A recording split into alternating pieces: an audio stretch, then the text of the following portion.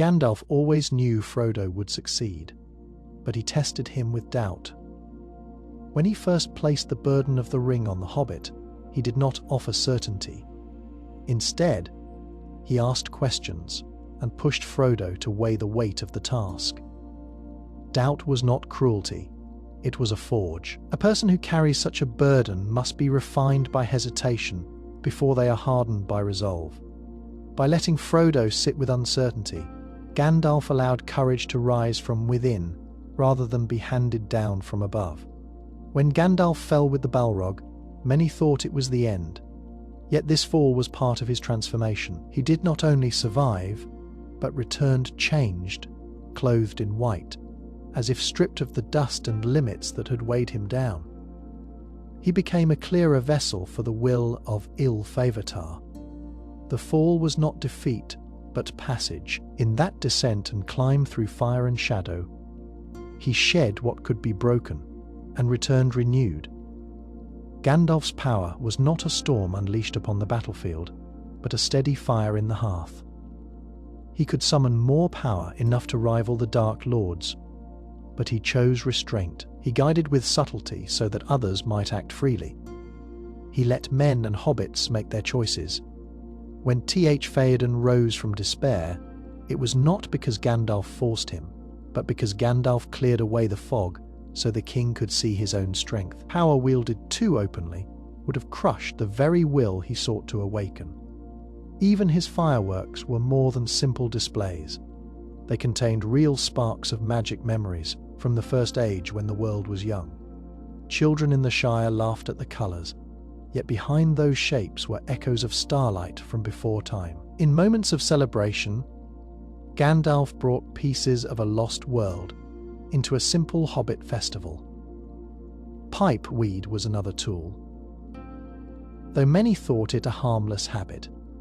When Gandalf smoked beneath the stars, he was not only at ease, he was seeing the drifting shapes of the smoke were not random. They opened glimpses of what lay ahead. Visions came in subtle forms, like hints through mist, not exact but guiding. He let Bilbo keep the ring because he trusted Hobbit's resilience. Other races would have broken beneath its pull, yet Gandalf believed in the stubborn, quiet strength of hobbits. Bilbo's pity for Gollum had already shown that hobbits could resist the easy choice of violence. That single act of mercy became the thread on which the fate of the world hung. Gandalf also moved behind the scenes in the rise of Aragorn. Long before the crown was set on the man's head, Gandalf was urging, teaching, and waiting. He knew that the king would not appear in a blaze of sudden glory, but must grow into his role. The ranger from the north needed guidance and quiet tests. Gandalf offered both. He never claimed credit, he never pressed too hard. But his hand was steady, shaping a king without proclaiming it. Gandalf's true form was not what Middle-earth saw. The old man in grey or in white was only a veil. His spirit burned brighter than eyes could withstand. In the councils of the Valar, he had walked among powers far greater than men could imagine, yet he wore humility like a cloak, not to deceive, but to protect. If his light were fully revealed, it would overwhelm rather than inspire. That choice to appear small was itself an act of wisdom. For strength, hidden often carries more weight than strength declared. His fall with the Balrog was part of his transformation into Gandalf the White. When he entered the deep halls of Moria, he knew the danger that lurked in the dark. The Balrog was not a creature of chance. It was one of the old fires, a shadow born in the earliest battles of the world. To face it was to stand against a memory of Morgoth himself. Gandalf did not hesitate. He stepped forward knowing that the clash would cost him everything. Yet he also knew that this was the path set before him. The battle raged far beyond what the Fellowship could see. They watched only the beginning on the bridge of Khazad, Defame, where Gandalf's staff struck the stone and his voice thundered. He declared that the Balrog could not pass, not because he was certain of victory, but because he understood the stand must be made there. When the bridge cracked and the creature fell, Gandalf was pulled into the abyss as well. From that moment on, the Fellowship had to continue without him, carrying doubt and fear into the wilderness. What followed beneath the earth was more than combat. Gandalf and the Balrog fell through stone and fire. They struck water and rose again, locked in struggle from the roots of the mountain to its highest peak. For days they fought, neither yielding, each carrying the weight of an age. The Fellowship could not have imagined the scale of that struggle. What they saw as a sudden loss was in truth a passage that reshaped their guide. When Gandalf cast down the Balrog at last on the peak of Zarak-Zigil, his strength was spent. He lay as one dead, broken by exhaustion and flame. Yet his fall was not final. The One sent him back, stripped of his old raiment, and given new authority. Where Gandalf the Grey had walked as a traveller in shadow, Gandalf the White returned as one bearing the light of command. His voice carried greater weight. His presence struck deeper into friend and foe alike. This change was not about more raw power, though he could wield it. It was about clarity. Gandalf the Grey had carried doubt in his cloak. He questioned, tested, and allowed space for choice. Gandalf the White cut through hesitation. When he entered the hall of Meduseld, his word broke the hold of Saruman on Theoden without pause. When he led the riders to Helm's Deep, he came not as a wanderer, but as a herald of dawn. The transformation gave him the authority to act at moments where the world needed decision rather than patience. Yet the fall itself was necessary for that rebirth. Without the fire and shadow of the Balrog, Gandalf could not have been remade. He needed to be tested at the edge of death to return with greater resolve. The Fellowship gained more than a guide when he came back. They gained proof that even in the darkest abyss, renewal is possible. That is why Gandalf's fall was never defeat. It was the price of becoming what the world required. Gandalf could summon more power, but chose subtlety to guide free will. He was not sent to Middle Earth to rule through might, though he carried the strength of one who had walked in the presence of the Valar.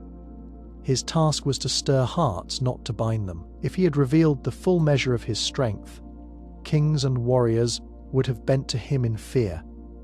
The people would have fought in his shadow rather than by their own courage. That was never the design.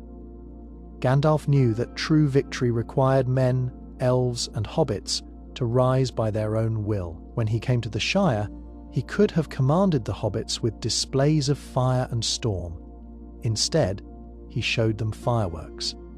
They saw a travelling wizard who delighted children rather than a figure of dread. By choosing wonder over terror, he made himself a friend. Through that friendship, he guided Bilbo and later Frodo without ever binding them to his will. He gave counsel, but the choice to carry the ring always belonged to them. That choice mattered more than any spell he might cast. In Rohan, Gandalf could have broken Saruman's hold with a single strike of raw power, but that would have left Theoden a hollow figure. Instead, Gandalf cut away the shadow with measured words and a light touch. Theoden's strength returned, not as a gift forced upon him, but as a king remembering his own will. Gandalf offered a spark, but the flame came from Theoden himself.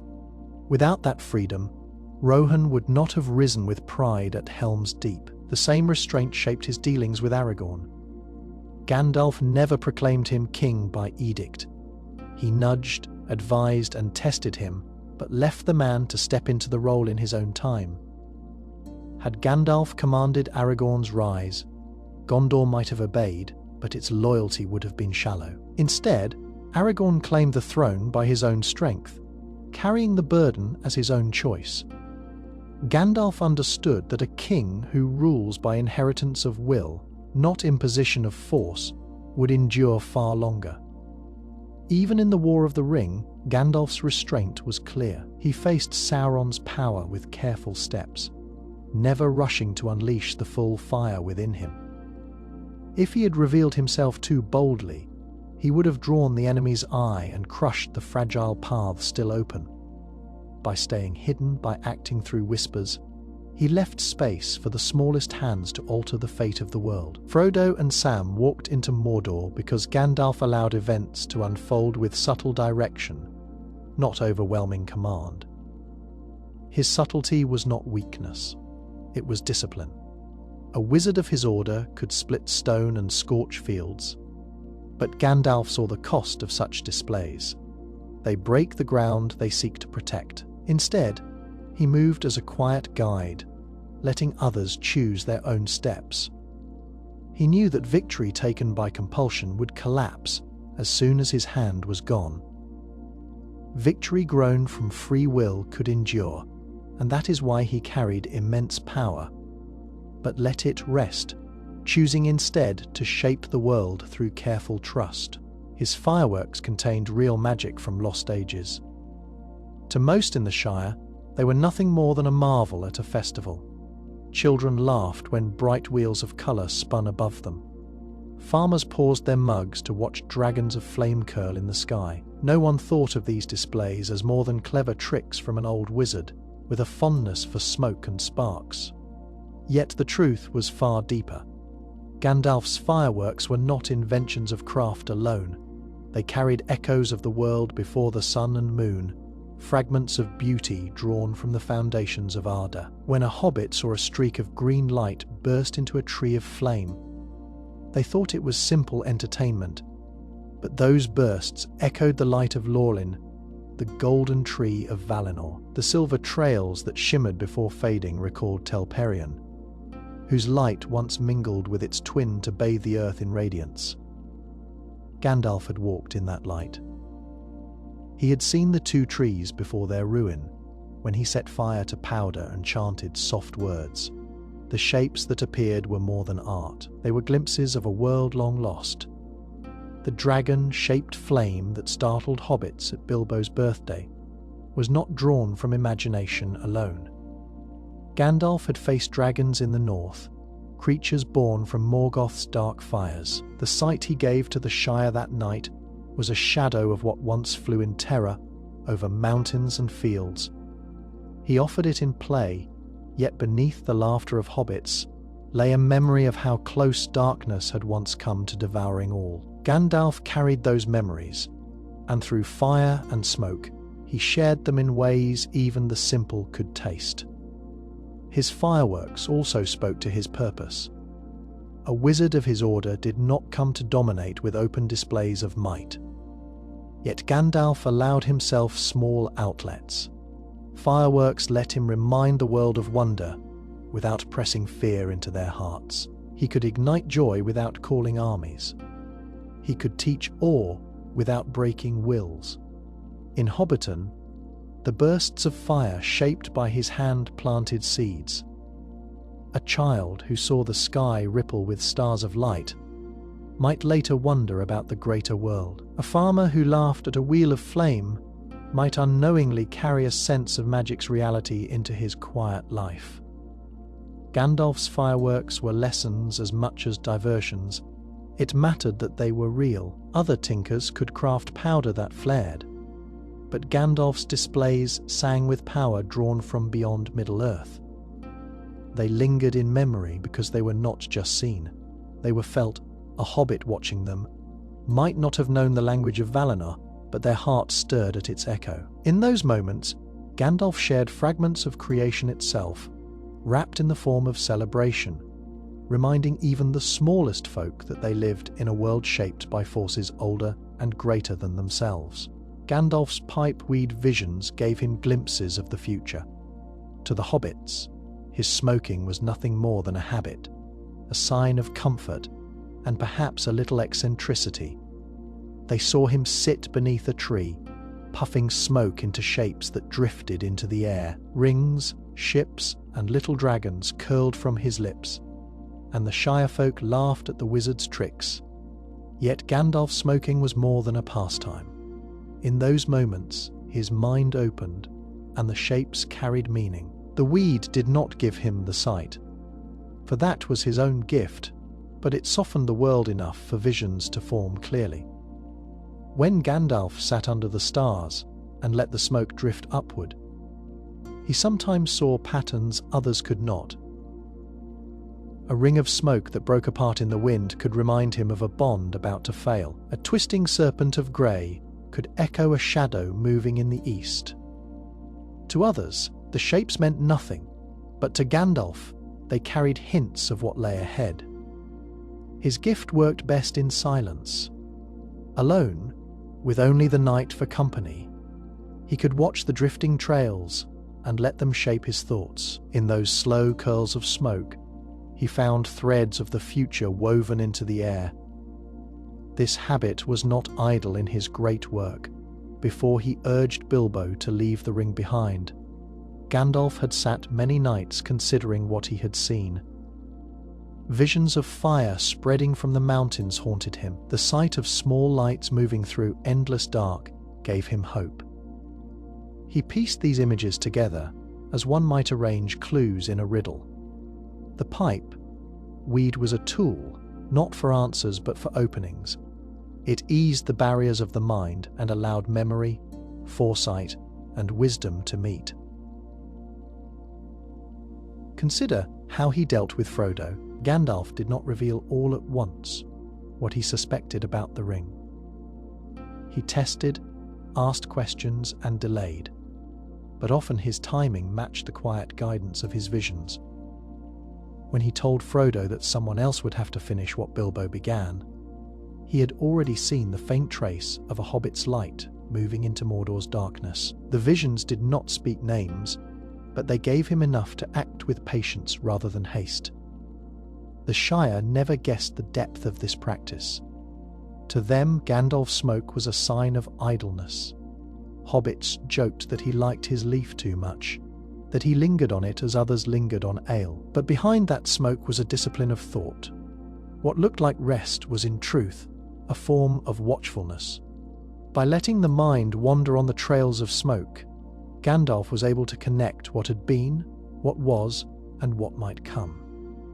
It is no wonder that Saruman mocked him for this habit. To Saruman, pipe weed was beneath the dignity of a wizard. He saw only a rustic indulgence, but Gandalf knew its worth. In the simple leaf of the hobbits, he found a bridge between the mundane and the eternal. In smoke that faded into the air, he caught glimpses of futures still unformed, and those glimpses shaped the steps that changed the fate of Middle-earth. He let Bilbo keep the ring because he trusted hobbits' resilience. Gandalf was not blind to the danger of such a choice. He knew the ring carried corruption. He knew it had already twisted stronger wills than Bilbo's. Yet when he looked at the hobbit, he saw a stubborn strength that went unnoticed by others. Hobbits were thought simple, concerned only with meals and gardens, but Gandalf recognized that simplicity as a shield, where others desired wealth, power, or glory, hobbits desired peace. That desire, he believed, gave them a kind of resistance no great warrior could match. When Bilbo first found the ring in Gollum's cave, Gandalf did not rush to take it from him. He watched instead. Bilbo returned to the Shire, and though he used the ring at times, he did not become consumed by it in the way men or elves might have. His life was extended, yes, and his temper sometimes grew sharp, but he was not undone. Gandalf saw this, and understood that hobbits could hold against the ring's poison longer than most. It was not immunity, but it was resilience. A clear example came when Bilbo chose not to kill Gollum. Alone in that dark place, armed with the ring and a blade, he could have struck the creature down and freed himself of danger. Instead, pity stayed his hand. That act revealed more than mercy. It showed a resistance to the ring's pull toward domination and destruction. Gandalf remembered that choice and weighed it heavily. When others doubted, he knew that Bilbo's resilience was not an accident, but a part of his nature as a hobbit. Gandalf also understood the risks of taking the ring himself. If he had claimed it, he would have fallen. His power would have grown, but it would have twisted until he became what he most opposed. By leaving it with Bilbo, he trusted the hobbit's modest heart to keep the ring hidden and unused until the time came.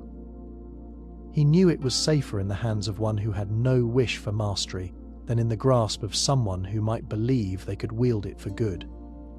In Hobbiton, years passed with the ring sitting quietly in Bilbo's keeping. That patience itself was proof of Gandalf's trust. A man in Minas Tirith, or a dwarf in Erebor, might have seen the ring as a weapon to guard or to use. Even an elf might have reasoned it could serve some noble purpose. Bilbo saw it only as a trinket that made him invisible, something to hide from unwelcome visitors or meddlesome relatives. The very lack of ambition was its own defense. When the time came to pass the ring to Frodo, Gandalf did not blame Bilbo for his reluctance. The ring clung tightly. Yet even in that moment, Bilbo let go. He released it with trembling hands, but he released it all the same. Gandalf's trust had been well placed. Hobbits had the resilience to bear the burden, not without struggle, but with a strength born of their very simplicity. That trust shaped the course of all that followed. Gandalf was secretly guiding Aragorn's rise as king from the start. He knew that the line of Isildur still carried weight in the fate of Middle-earth. The world needed a leader who could stand against Sauron, not only with the sword, but with authority that would unite men. Aragorn was the heir to that role, but he began his life as a ranger in the wild, hidden from the eyes of friend and foe alike. Gandalf chose not to thrust him into kingship, but to shape him slowly, testing his judgment and building his strength in ways no crown alone could provide. When Gandalf first walked with Aragorn, he treated him not as a king, but as an equal in the struggle against the shadow. He sought his counsel in secret councils, valued his knowledge of the wilds, and trusted him to guard the paths others could not tread. By placing trust in Aragorn before he held a throne, Gandalf gave him the confidence of a leader without the trappings of power. This trust was itself a form of guidance, for it taught Aragorn that leadership was not about titles, but about responsibility. In the matter of the ring, Gandalf relied on Aragorn more than many noticed. It was Aragorn who guided the hobbits through the wilderness after Gandalf's fall in Moria. It was Aragorn who bore the weight of command in the Fellowship, when doubt threatened to break it apart. These moments were not accidents. Gandalf had prepared the way, ensuring that Aragorn would face situations where his decisions shaped the course of the quest. By stepping back, Gandalf allowed Aragorn's leadership to rise naturally, forged in trial rather than bestowed by decree. Gandalf also guided the perception of others toward Aragorn. At the Council of Elrond, he did not declare Aragorn's heritage in boast. Instead, he let the ranger speak for himself, revealing his lineage only when the moment demanded. This quiet guidance allowed Aragorn to grow in respect before the eyes of elves, men, and dwarves alike. By the time his true name and claim were spoken, those present had already seen his wisdom and courage. Gandalf knew that respect earned through action would anchor Aragorn's authority far deeper than respect demanded by birthright. The journey through Rohan gave further proof of Gandalf's design. Gandalf urged Aragorn to stand close to Theoden, not to overshadow him, but to show his worth as an ally of kings. In those halls, Aragorn learned the weight of counsel, the balance between urging a course and letting a ruler choose. Gandalf could have taken command of Rohan by sheer will, but he left space for Aragorn to stand as a leader among leaders. When the time came for Gondor to face its darkest hour, Aragorn was not a hidden ranger, but a figure ready to bear the crown. Gandalf's hand was in that readiness. He had shaped Aragorn through trust, trial, and patient silence. The wizard never demanded loyalty with spells or proclamations. Instead, he guided with a steady presence, ensuring that when Aragorn stepped forward as king, it was not by Gandalf's command, but by his own earned right. His true form is far more radiant than Middle-earth could withstand. Gandalf walked as an old man in grey or in white, yet that shape was only a veil behind the worn cloak and staff. He was All-Farin, one of the Mayor, who had stood in the light of the two trees. His essence was not bound to the frailty of flesh as mortals understood it. He carried within him a brightness born before the shaping of the world.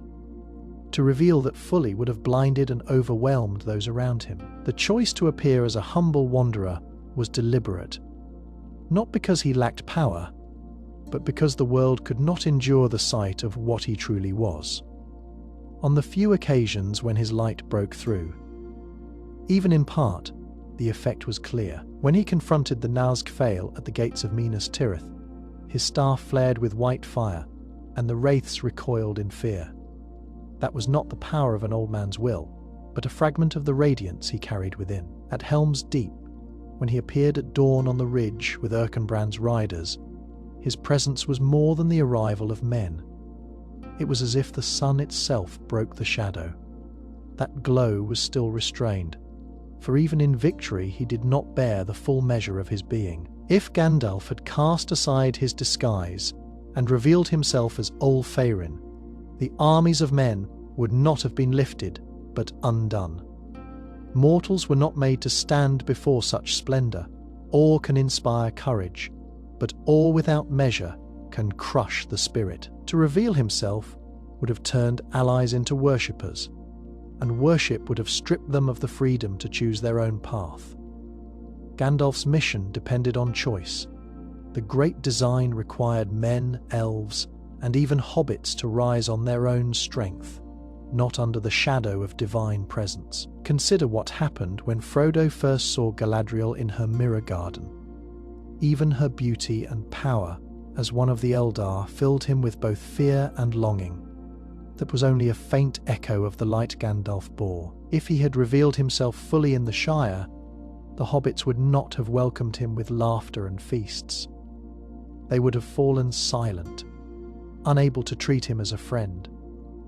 Bilbo might never have been trusted to carry the ring. Frodo might never have walked into Mordor. The balance of the world depended on Gandalf's restraint. The veil of age and weakness he wore was not deception, but protection. He carried his true fire as one carries a hidden lamp, shuttered to keep the flame from burning what it touched. Only in the deepest struggles, when shadow pressed too close, did he open the shutters a little. And even then, the glimpse was enough to scatter darkness. His laughter, his walking stick, and his simple cloak hid a radiance that could have rivaled Sauron himself, but to reveal it would have undone the very hope he sought to kindle. The Eagles are bound to Gandalf by ancient oaths. Their bond was not a matter of chance, nor was it the simple friendship of a wizard and great birds of the sky. Long before the War of the Ring, the Eagles had sworn themselves to the service of the Valar, those who shaped the world at its beginning. Manwë Fai, Lord of the Winds, sent them to guard the peaks of Middle-earth and to act in times when evil threatened to overrun the free peoples. Gandalf, as one of the Mayor sent by the Valar, carried their authority. When he called, the Eagles answered, not out of convenience, but because of promises rooted in the earliest ages of the world.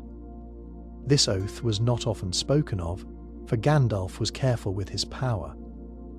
He did not summon the Eagles for every trial, though they could have altered battles by their presence. Their role was not to carry out every task, but to appear in moments when the balance of the world leaned too heavily toward despair. When Gandalf was imprisoned atop Orthanc by Saruman, it was Gwaihir, Lord of the Eagles, who came at his call. The bird did not come as a mere rescuer of a friend, but as one who honoured a charge older than the walls of Isengard. The same truth appeared at the end of the Long War, when Frodo and Sam lay broken on the slopes of Mount Doom. Gandalf did not send soldiers into the fire to save them.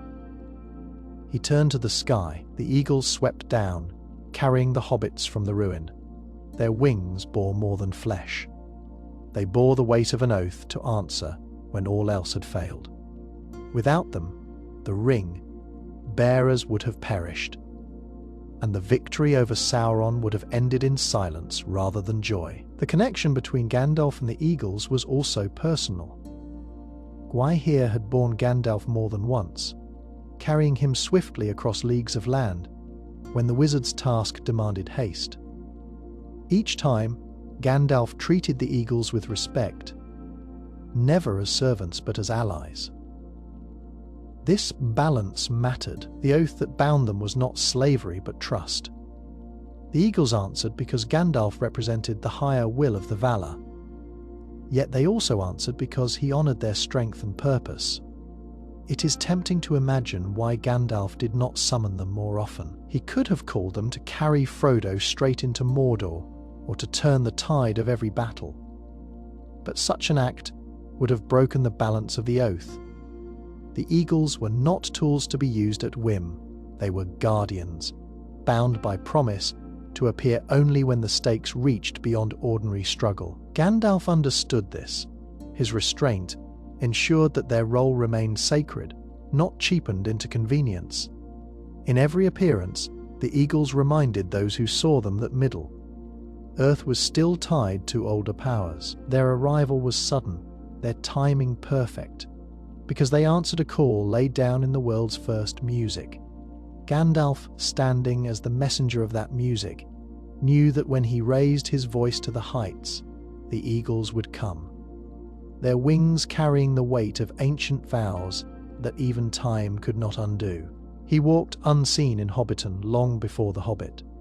Gandalf's ties to the Shire did not begin with Bilbo's adventure or Frodo's burden. He had wandered those lanes and fields in quiet, hidden ways long before hobbits ever suspected him. Hobbits told stories of him as the wizard who brought fireworks, yet that was only a sliver of his presence among them. For many years he passed through without notice, cloaking himself in stillness. He observed, listened, and learned. By moving unseen, he came to understand their lives in ways that no other outside their land ever had. The hobbits did not sense his watchfulness, for they were a people content in their gardens and kitchens, not prone to looking for hidden eyes. Gandalf would pause at the edge of a party field, listening to songs and laughter carried by the breeze. He walked among the hedges, watching how they greeted neighbors, how they argued over boundaries, and how they feasted with ease after the quarrel had passed. These details mattered to him. They showed him a folk who valued peace more than ambition, a quality that made them stronger against the lure of the ring than they themselves knew. In those years of wandering, Gandalf learnt their patterns. He saw how a hobbit would take joy in a simple harvest. He noticed how gossip spread faster than fire, yet rarely carried malice. He measured their resilience in small things, like a farmer who rebuilt after a flood, or a widow who kept her household steady after loss.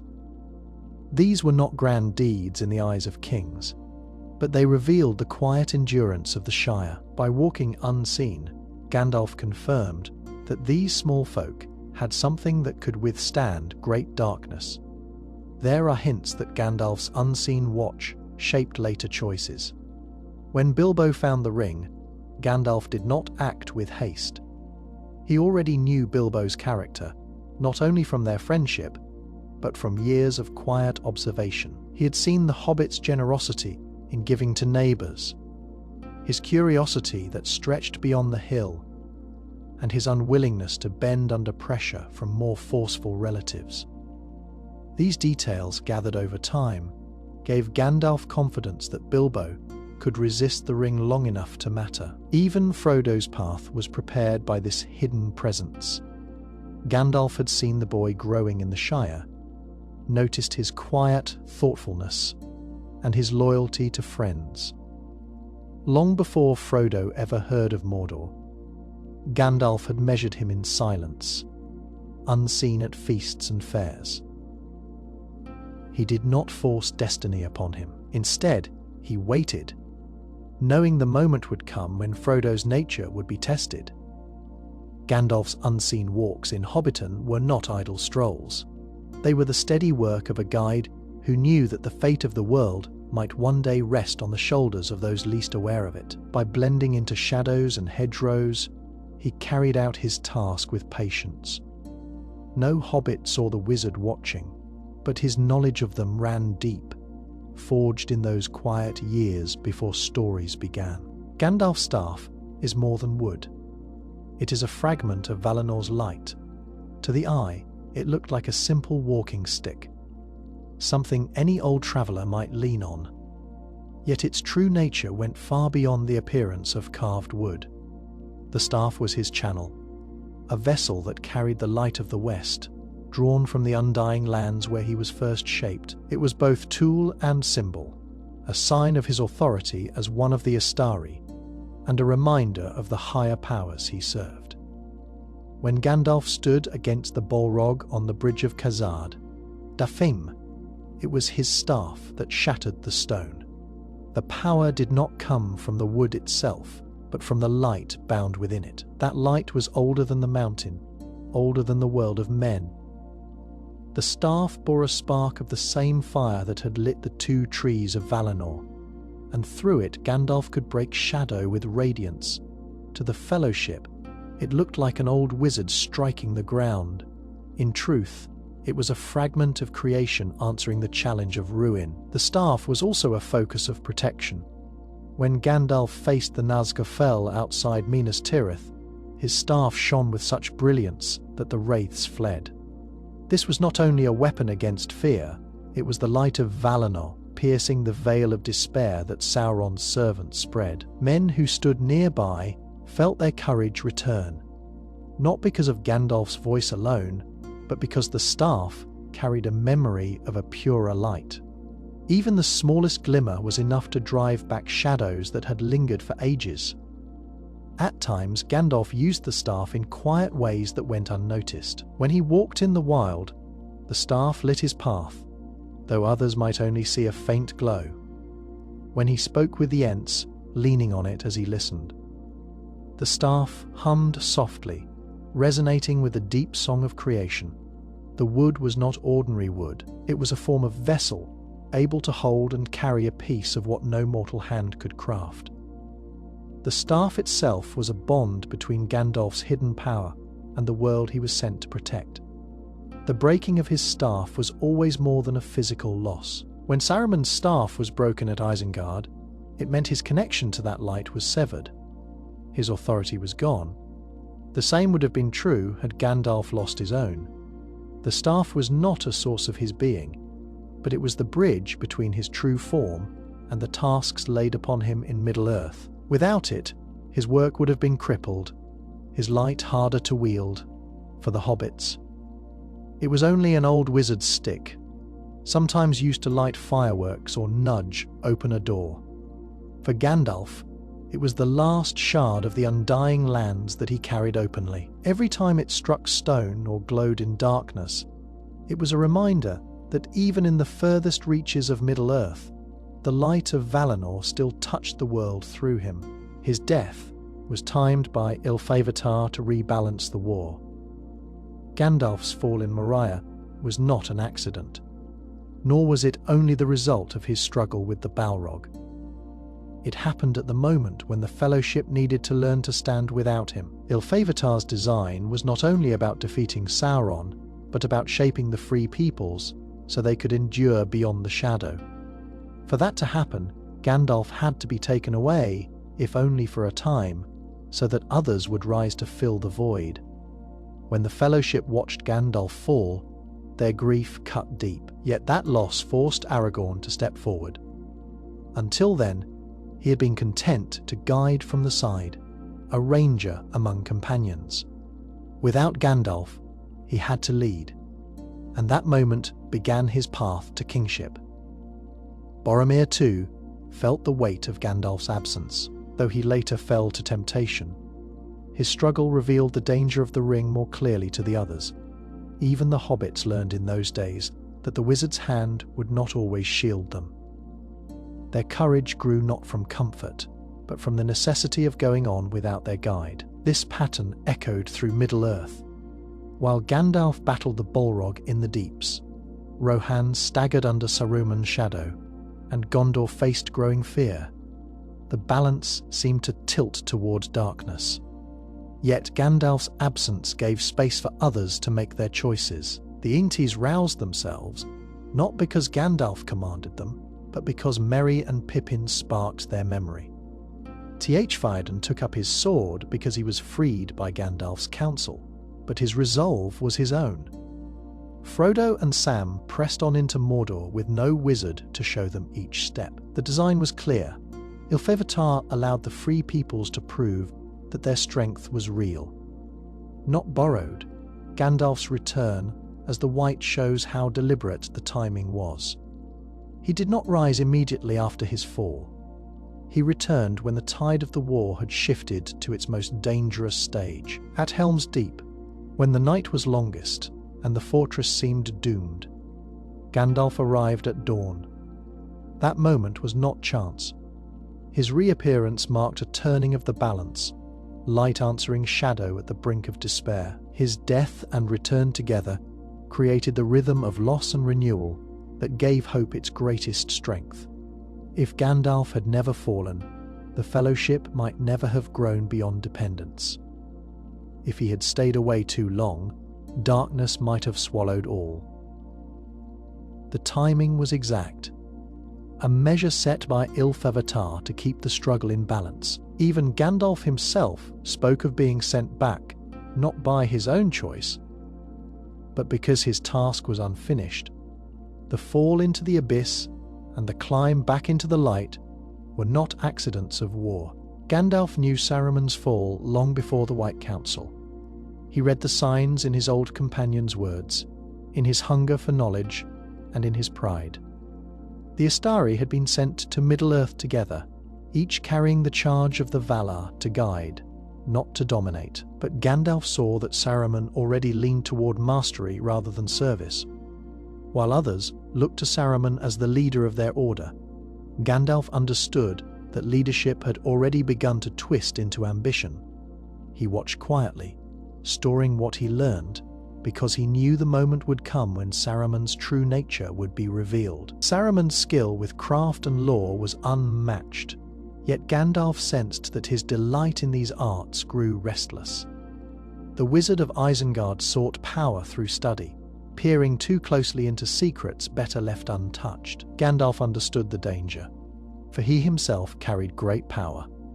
But unlike Saruman, he treated it with restraint. When Saruman spoke with subtle envy about the rings of power, or questioned the ways of the Valar, Gandalf did not dismiss those words as idle speculation. He recognized them as cracks forming in a foundation. A tower does not fall suddenly. Its first stones shift long before the collapse, and Gandalf was watching those stones shift in Saruman's speech and actions. During the early councils, Saruman often dismissed the hobbits, the Ents, and even the small folk of men as unworthy of attention. Gandalf took note of this arrogance. He knew that Saruman's scorn for the weak would blind him to their importance. That blindness was not harmless. It meant that Saruman's heart had begun to close itself to humility, and a wizard without humility could not resist the pull of power. Gandalf's respect for hobbits stood in sharp contrast, and the difference between them grew clearer over time. When the White Council gathered, Saruman's fall was not yet open. He spoke with authority and wore the guise of wisdom, but Gandalf could already see the shift beneath. His insistence on studying the enemy's tools, his fixation on the One Ring, and his claim that knowledge alone could grant control. All these were signs. Gandalf did not accuse him outright, for timing mattered. To confront Saruman before the truth was plain would have sown only division. Yet Gandalf kept his own counsel, preparing for the day when Saruman's words would harden into betrayal. That day came in Isengard, when Gandalf found himself held captive atop Orthanc. The speech Saruman gave then was no surprise. Gandalf had long expected it. He listened as Saruman revealed his choice to seek power through alliance with the Dark Lord, not as a shocking revelation, but as the final step on a path Gandalf had already traced in his mind. He had known it would come to this, For Saruman's fall had begun years earlier, in small desires unmastered and in pride left unchecked. What others saw as a sudden corruption, Gandalf understood as the natural end of a long decline. That foresight allowed him to resist despair when Saruman's treachery was laid bare. He had already accepted the truth. Saruman was no longer a guide but an enemy, and Middle-earth would need to stand without the one once called its wisest. His magic is tied to song, like the music of creation. Gandalf did not wield his power as men might think of spells or charms. His strength came from the same music that shaped the world in its first days. The Valar and the Maiar sang at the beginning, and their song became the mountains, seas, and skies. Gandalf, as one of the Maiar, carried that harmony within him. When he spoke words of power, when he raised his staff, when light shone from him, he was not inventing new magic, but recalling the first music and giving it shape again in the present moment. This bond between magic and song explains why Gandalf's power often appeared woven into his speech. His voice could command, soothe, or terrify, not because he shouted louder than others, but because his words carried rhythm from the original song.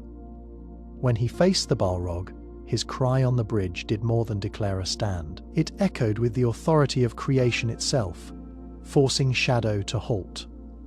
In Rohan, when he spoke to free Théoden, his words cut through the mists of Saruman's, lies like a note that clears discord.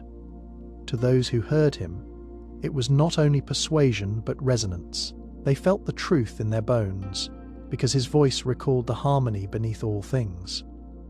Even his quieter acts bore the mark of song.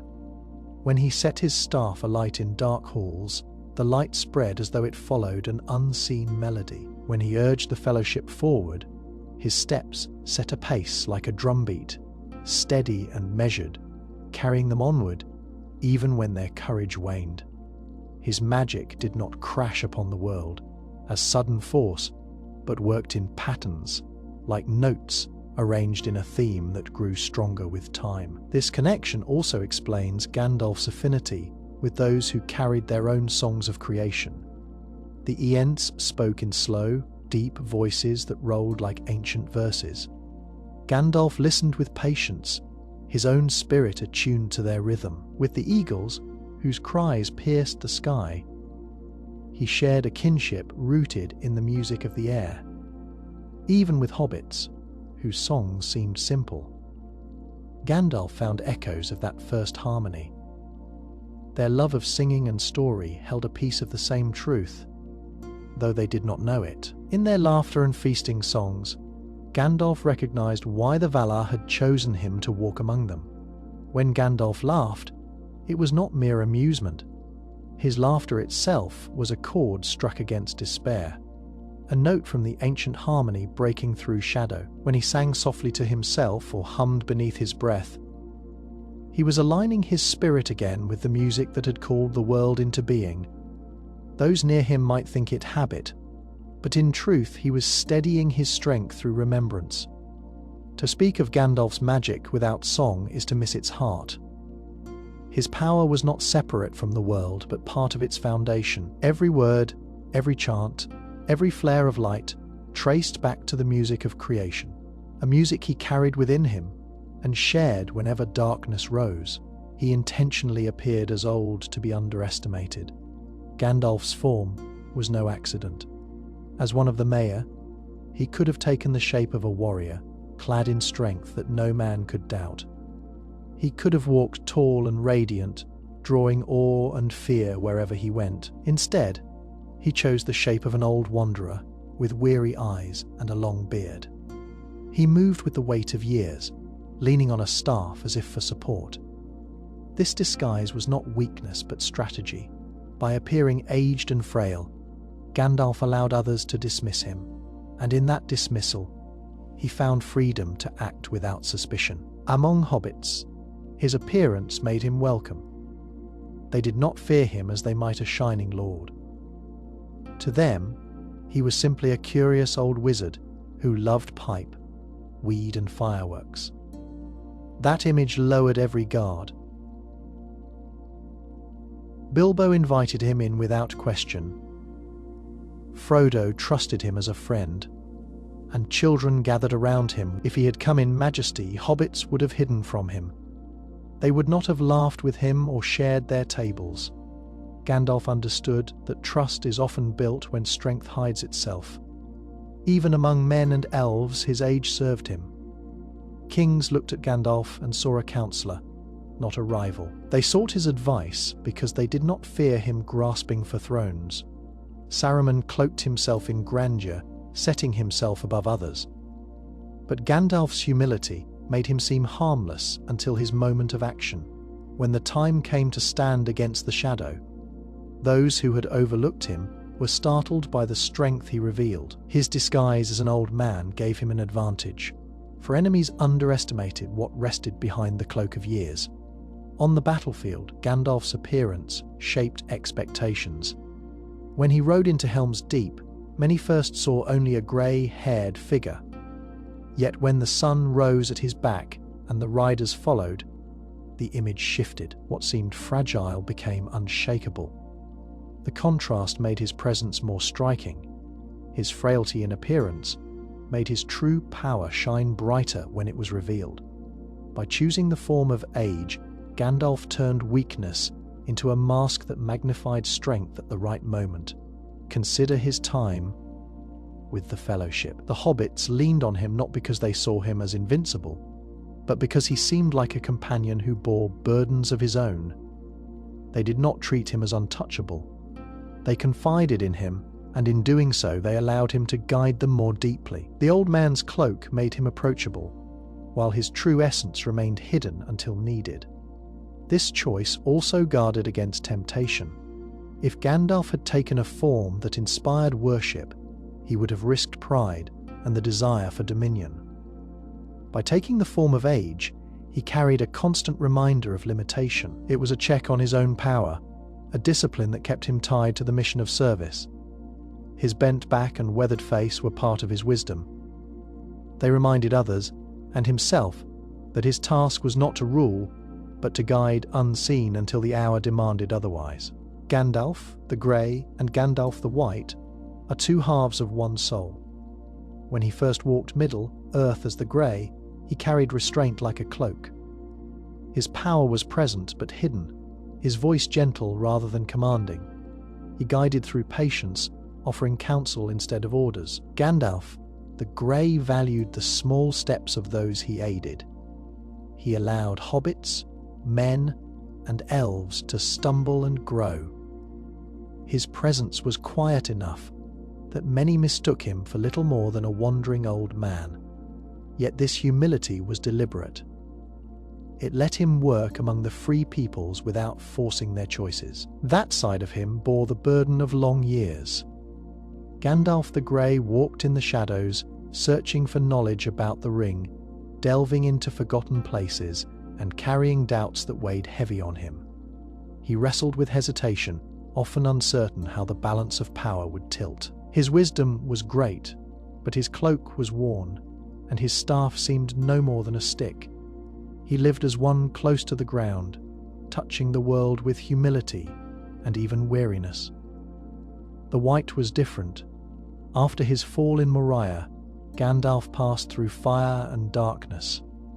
And in that passage something broke, and something greater was revealed. Gandalf the White was not a new being, but a deeper unveiling of the same soul. Where the grey was veiled, the white stood clear. His voice carried authority that none could deny. When Theoden doubted, Gandalf's command swept away Saruman's hold. When armies faltered, Gandalf stood tall, shining like a herald of dawn. The patience of the grey gave way to the certainty of the white. Yet both were true aspects of him, necessary for the work he was sent to do. It helps to see the grey as the teacher and the white as the leader. Gandalf the Grey planted seeds. He befriended hobbits, valued their laughter, and spent years watching them unnoticed. He encouraged Aragorn without declaring him king. he showed trust in Bilbo, then in Frodo, letting them make choices without forcing their hands. The Grey's role was to prepare. By the time the White returned, the groundwork was set. The hobbits had courage, Aragorn had resolve, and the Fellowship had unity. Gandalf the White could then act with force, no longer needing to hold back, because the world was ready for decisive action. Still, the White did not erase the Grey. They were not two separate figures, but two expressions of the same soul. When Gandalf laughed in Minas Tirith, one could hear the warmth of the Grey. When he rode at dawn to bring rescue, one saw the majesty of the White. Together, they formed a whole wisdom clothed in humility and power revealed in its proper time. The Grey's long walk through patience gave meaning to the White's command, and the White's authority fulfilled the Grey's years of hidden labor. He never truly left Middle-earth, but lives in whispers of wind and fire. When Gandalf sailed west with Frodo and the others, it seemed to mark the end of his presence in the world.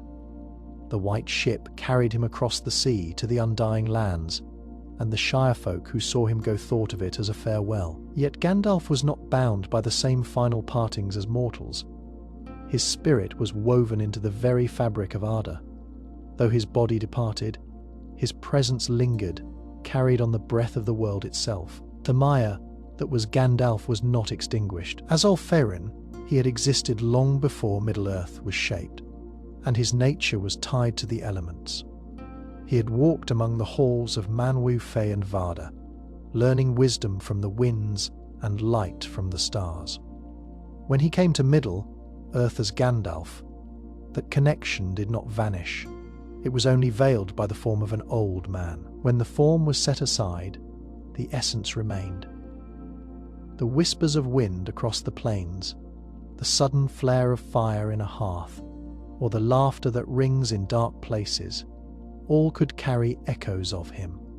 The people of Middle-earth often felt this without naming it. A rider alone on the plains might hear a rush of wind that stirred courage in his chest. A farmer might kindle his fire on a hard winter night and feel a warmth beyond the flame itself.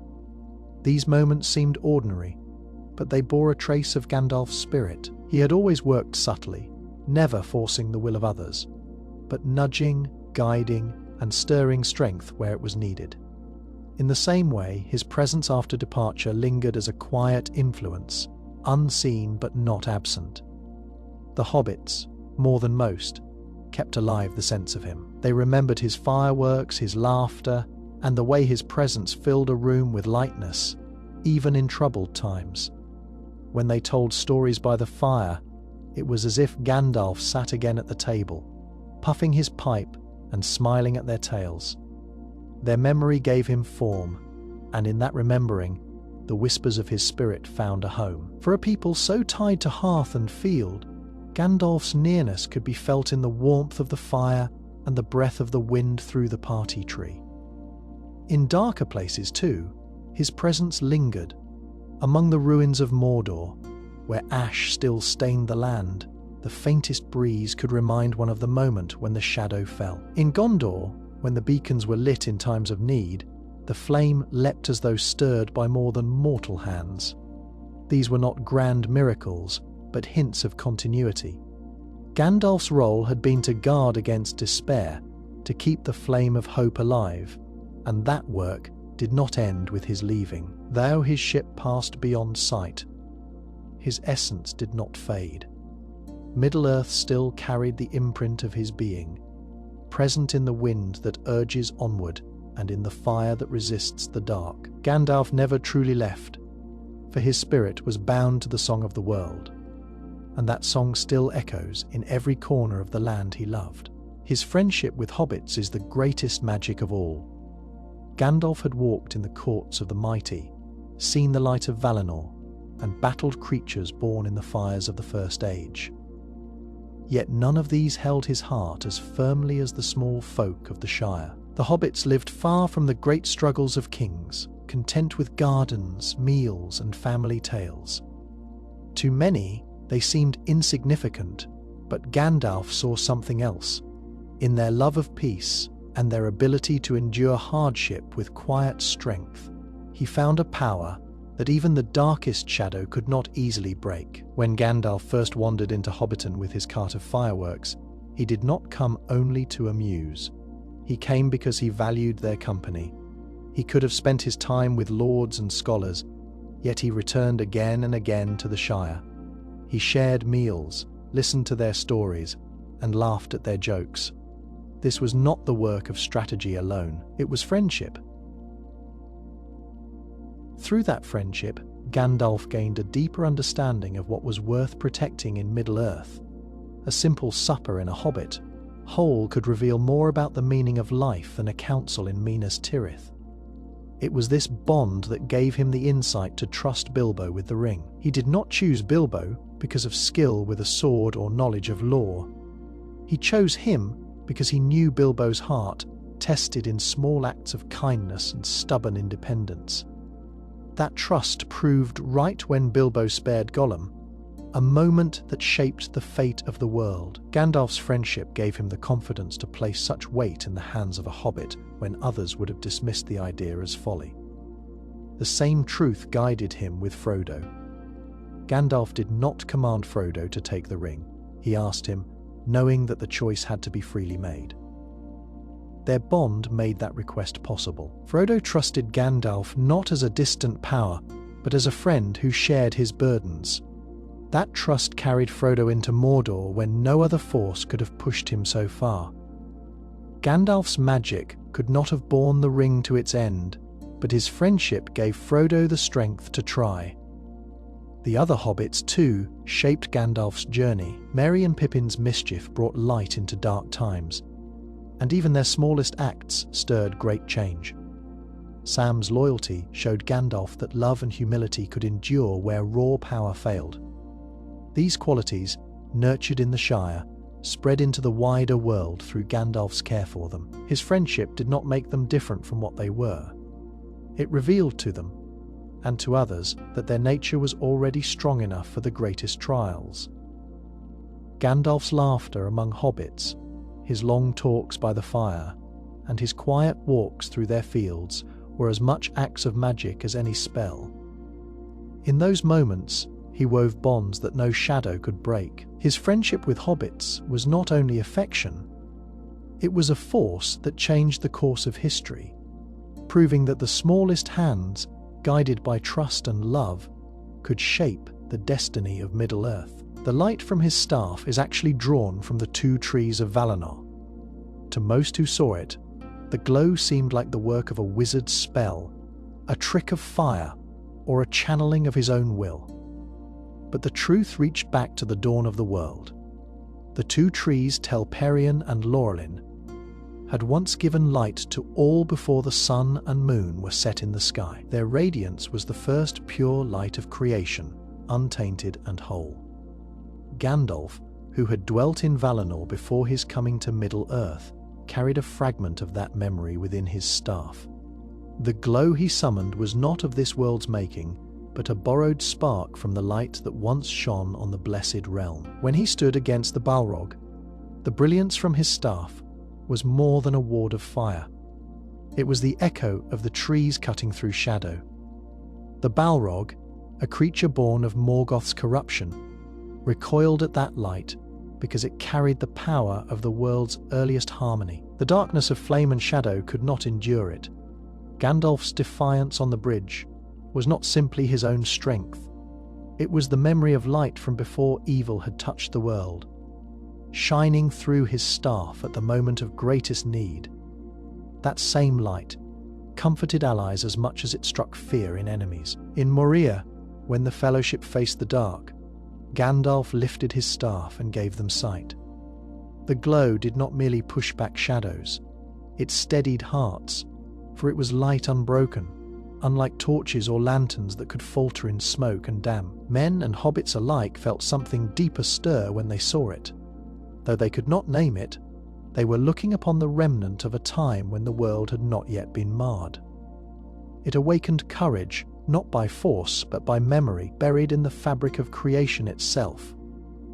the white wizard's staff shone brighter still. After Gandalf's return, when he rode into Rohan or faced the Nazgûl, the light he summoned carried greater force. It was not only a tool of guidance, but a weapon against despair. When his staff blazed at Minas Tirith, the Nazgûl turned away, unable to stand against it. The ringwraiths were shadows of corruption, and the light of the trees reached into the heart of what they had become. Unraveling their strength, men who saw it spoke of hope returning in their blood, as though dawn had broken early. Even in quiet moments, Gandalf's staff bore this deeper truth. By a campfire, when he kindled it softly, the light carried warmth without consuming the wood. It was steady, patient, and alive. This was the nature of the two trees' light. It gave without taking. It illuminated without destroying. The glow was a reminder of what the world had once been and what it could be again. Gandalf held that memory in his hand, using it not to rule, but to guard, to guide, and to keep the darkness at bay until others could rise. Gandalf's laughter is a ward against despair. Many saw him as stern when the hour called for it, but those who travelled with him also knew the sound of his laughter. It was not shallow amusement or the empty sound of one trying to hide fear. His laughter carried strength. In the darkest times, when silence could have smothered hope, Gandalf laughed, and that sound broke the weight pressing down on those around him. When the hobbits first journeyed beyond the Shire, fear followed them at every step. They had left their fields and hearths for a road, filled with enemies they could not understand. Yet Gandalf's laughter reminded them of home. Around the fire, after long marches, he would laugh at their small quarrels, or at Pippin's mistakes, and suddenly the burden felt lighter. The laughter itself carried no spell, but it shielded them from despair, as surely as his staff shielded them from darkness. It reminded them that even in danger, joy had not been banished from the world. At Helm's Deep, when the fortress shook beneath the assault of Saruman's armies, Gandalf's presence at dawn carried both light and laughter. Men who had stood on the walls through the night felt their courage renewed, not only because he brought riders to their aid, but because he came with a spirit unbroken. His laugh cut through the cries of battle like the ringing of a clear bell. It was not the laugh of mockery or recklessness, but of one who knew that shadow was strong yet not final. That sound told men who had lost hope that victory was still possible. Even in moments of great tension, Gandalf's laughter held meaning. When he entered Bag End and found Bilbo fretting over his birthday preparations, he laughed not to belittle, but to ease the hobbit's worry. That laughter carried the same strength as his counsels in war. It reminded Bilbo that life was still worth delighting in, even when strange forces move beneath the surface. Gandalf knew that despair begins in small cracks, in unease, in worry, in the sense that joy is slipping away. His laughter filled those cracks before they could widen. Frodo felt it most keenly. The ring gnawed at his spirit with whispers of fear, telling him that he bore a burden no one else could understand. Gandalf's laughter, warm and genuine, broke that whispering for a time. It reminded Frodo that he was not alone, that there was still good in the world to laugh about, and that despair was not the final word.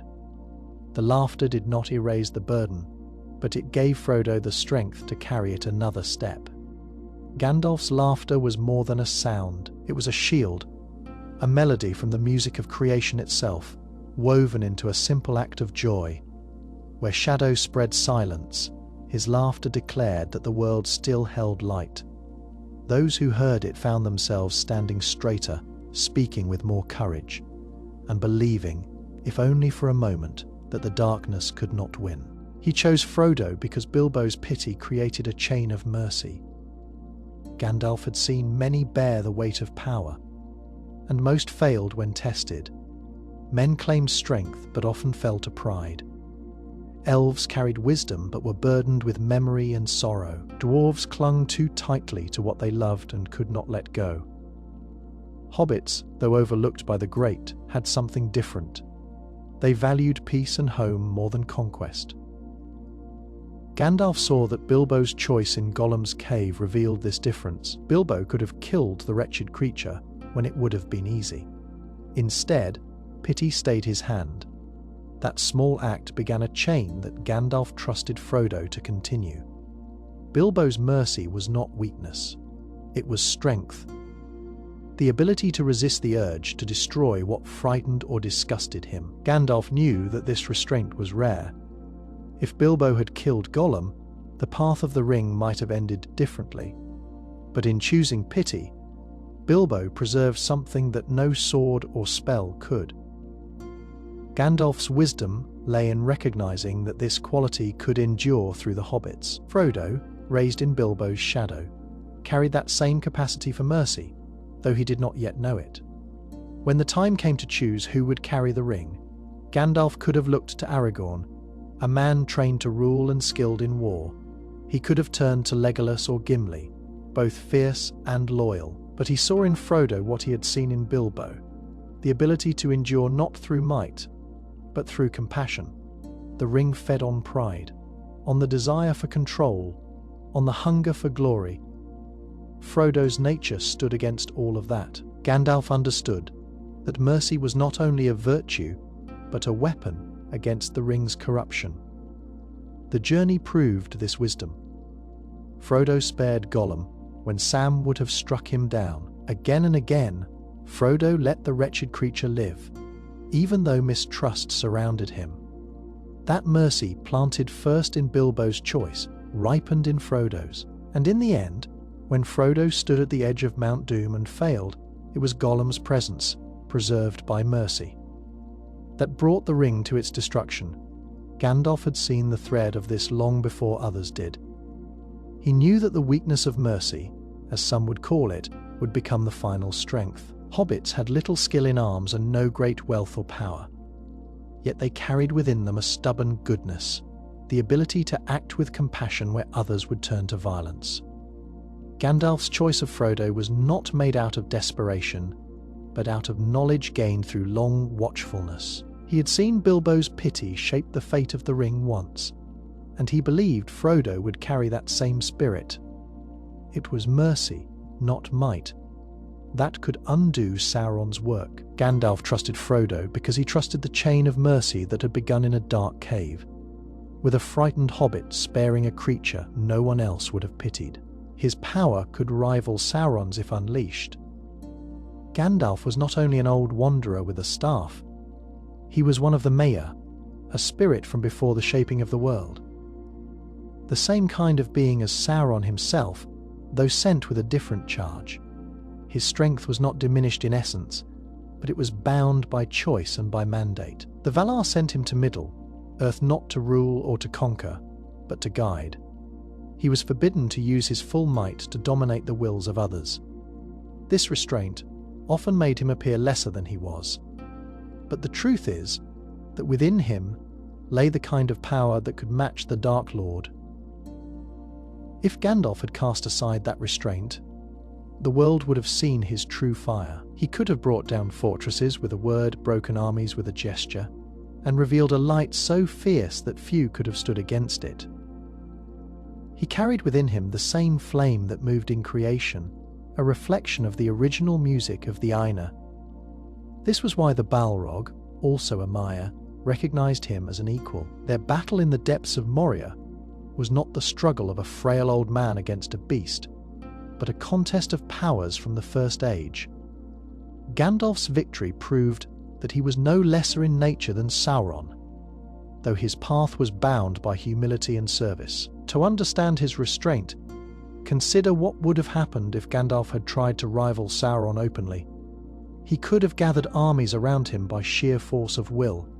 Kings would have followed him, not out of trust, but out of awe and fear. Yet this would have repeated the same error that led to Sauron's rise. Victory won by domination would have replaced one tyranny with another.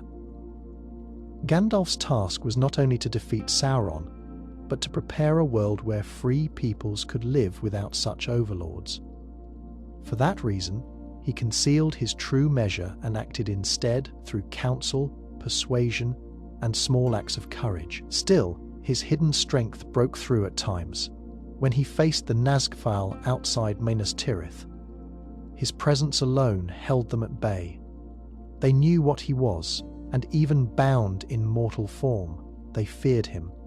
At Helm's Deep, when he came at dawn, the timing of his return carried weight beyond mortal reckoning. He did not blaze in full glory, but his arrival shifted the balance as though a tide of light had rolled against the dark. These glimpses showed only a fraction of what he could have unleashed if he had chosen to cast off all restraint. His power was real, but his greatness lay in choosing not to wield it in the same way Sauron did. The difference between them was not capacity, but purpose. Gandalf could rival Sauron's force, yet he held back because his task was not to dominate but to awaken others. The victory of the free peoples depended not on his might alone, but on his refusal to become what he opposed. Gandalf rides Shadowfax because the horse is as old as the world. Shadowfax was not an ordinary steed, nor even the finest bred in the royal stables of Rohan. He belonged to a line older than the kingdoms of men, a strain of horses whose ancestry stretched back to the days when the world was first shaped. These horses carried within them a strength untouched by time. Their speed, wisdom, and endurance were gifts not of breeding alone, but of origin. They were close to the music of creation itself, and Shadowfax stood as the greatest of them all. When Gandalf sought a mount in Rohan, he did not choose the strongest warhorse or the swiftest of the king's herd. He called for Shadowfax. The horse came, not because he was forced, but because he recognized Gandalf as one who shared in the ancient song of the world. No rider, not even Th Faden, could master Shadowfax. Yet Gandalf did not master him either. He rode him as a partner, bound by mutual recognition. Just as Gandalf was more than the old man he appeared, Shadowfax was more than the animal men assumed. They met as equals, each touched by a deeper source. Shadowfax's speed was unmatched. He could run day and night without tiring, carrying Gandalf across leagues where other horses would have fallen. This swiftness was not only a matter of muscle and breath.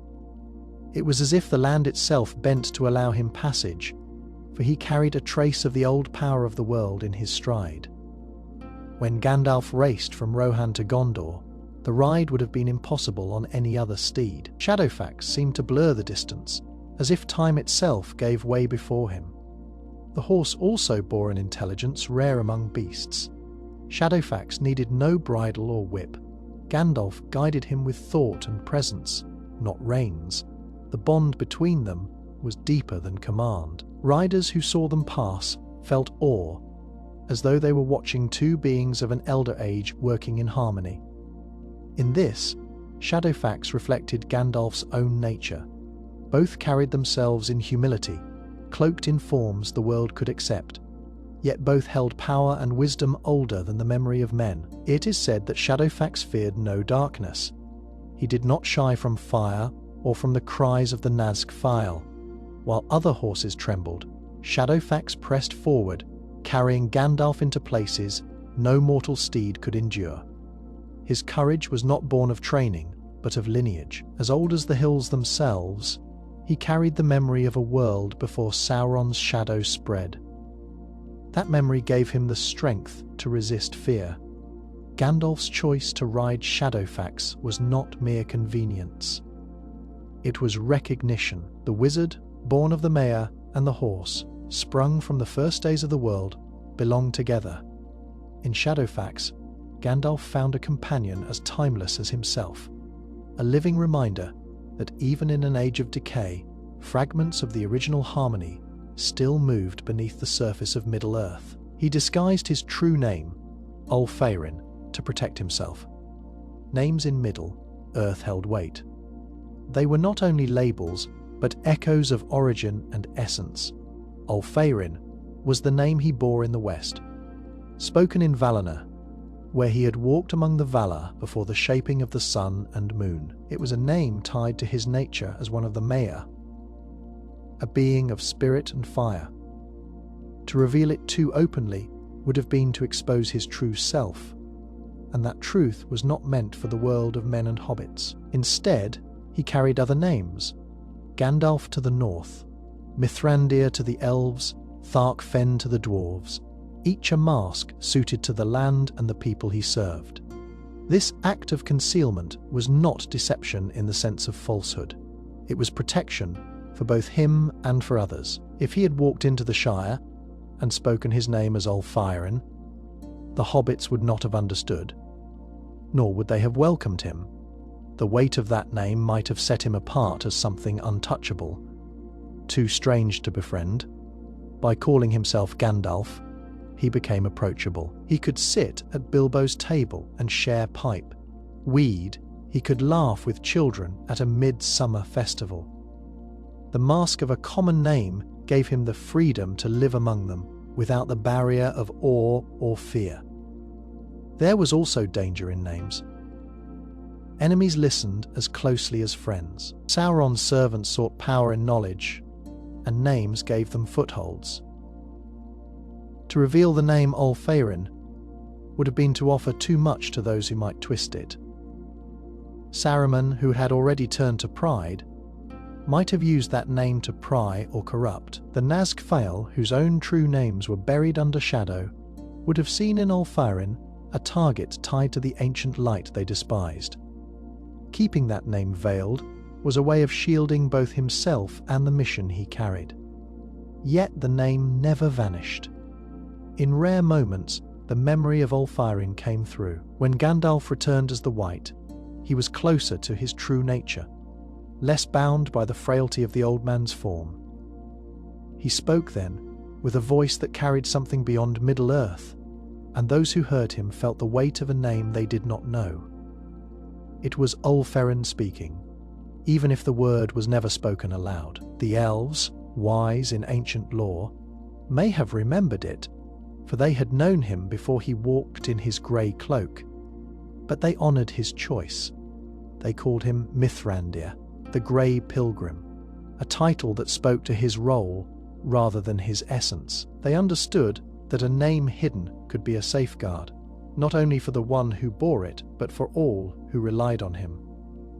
In truth, Gandalf lived with many names, each a fragment of how different peoples saw him. Yet beneath them all, Ulfherin remained, the name tied to the undying lands and to the music of creation itself. That he did not speak, it was not denial, but discipline. To reveal it would have been to remind the world of what he truly was, and his purpose was not to draw attention to himself, but to guide others. The name Gandalf was enough for Middle-earth, while Ulfherin was a truth kept safe, carried quietly until his task was done. Gandalf still watches Middle-earth as a spirit after sailing west. When he departed on the White Ship, many believed it was the end of his presence in the world. The Shire folk thought of it as a farewell, a final passing to a place beyond reach. Yet Gandalf was never bound in the same way as men or hobbits. He was a Maya, a servant of the Valar, and his nature was not confined to a body alone. Though his form left the shores of Middle-earth, his spirit remained tied to the world he had laboured to protect. As Ulfherin, he had existed before Middle-earth was made, dwelling in the halls of Mandos and walking among the gardens of Lelfarion. He was shaped by compassion and wisdom, and those qualities were woven into the world itself. To sail west did not mean to cut the thread binding him to the lands he had guarded. The Valar themselves could still look upon Arda and Gandalf, as one of their servants, retained the ability to watch over it, not through a body, but through the quiet presence of spirit. Signs of him linger in the natural world: a sudden wind that clears smoke from a valley, a crackling fire that flares brighter at a feast, or a voice of comfort that rises unlooked for in dark hours. These moments carry the echo of Gandalf's spirit. He was always a guide who worked through hints and nudges, rather than commands. That same work continues, unseen but not absent. The hobbits who tell stories by the hearth may not realize it, but the warmth they feel in remembering him is itself part of that lingering presence. Gandalf's laughter once heard around their tables has not vanished. It returns in memory, and memory itself becomes a channel through which he still speaks. In Gondor, when the beacons are lit in later years, there are accounts of the flames catching as if stirred by more than mortal hands. Riders speak of feeling courage rise at the sight of the fire, much as they did when Gandalf stood among them. His spirit works through such signs, not in open miracles, but in the same subtle way he once moved as the grey and the white. He does not rule, but he steadies. He does not command, but he strengthens. Even in the ruined lands where shadow once lay, in Mordor's wastes, where ash still lingers, the wind sometimes carries a sense of cleansing, as though the memory of his fire has not fully passed. Travelers tell of hearing a voice on the edge of sleep, urging them to hold fast. Gandalf's spirit, freed from the burden of flesh, continues the work he began, not through force, but through the same quiet resilience that shaped the downfall of the Dark Lord. Though he crossed the sea, Gandalf still watches. His care did not end with his leaving, for his nature was tied to the song of the world, and that song continues, carrying his spirit on wind and fire, reminding Middle-earth that hope endures. He subtly altered fate through tiny nudges in free will. Gandalf was not sent to dominate or to force the people of Middle-earth to follow a set path. His task was to guide, to encourage, and to awaken strength that already lay within others. He knew that lasting victory could not come from control, because control was the very weapon Sauron used. Instead, Gandalf worked in quiet ways, shaping outcomes by urging choices without removing the freedom of those who made them. His hand was light, but his influence was steady. One of the clearest examples was in the Shire. Gandalf could have taken the ring from Bilbo by force when the time came, but he did not. He allowed Bilbo to part with it willingly, however difficult the moment was. That choice mattered. If Gandalf had compelled Bilbo, the act would have carried bitterness and resistance. By letting Bilbo decide, Gandalf kept the chain of mercy intact.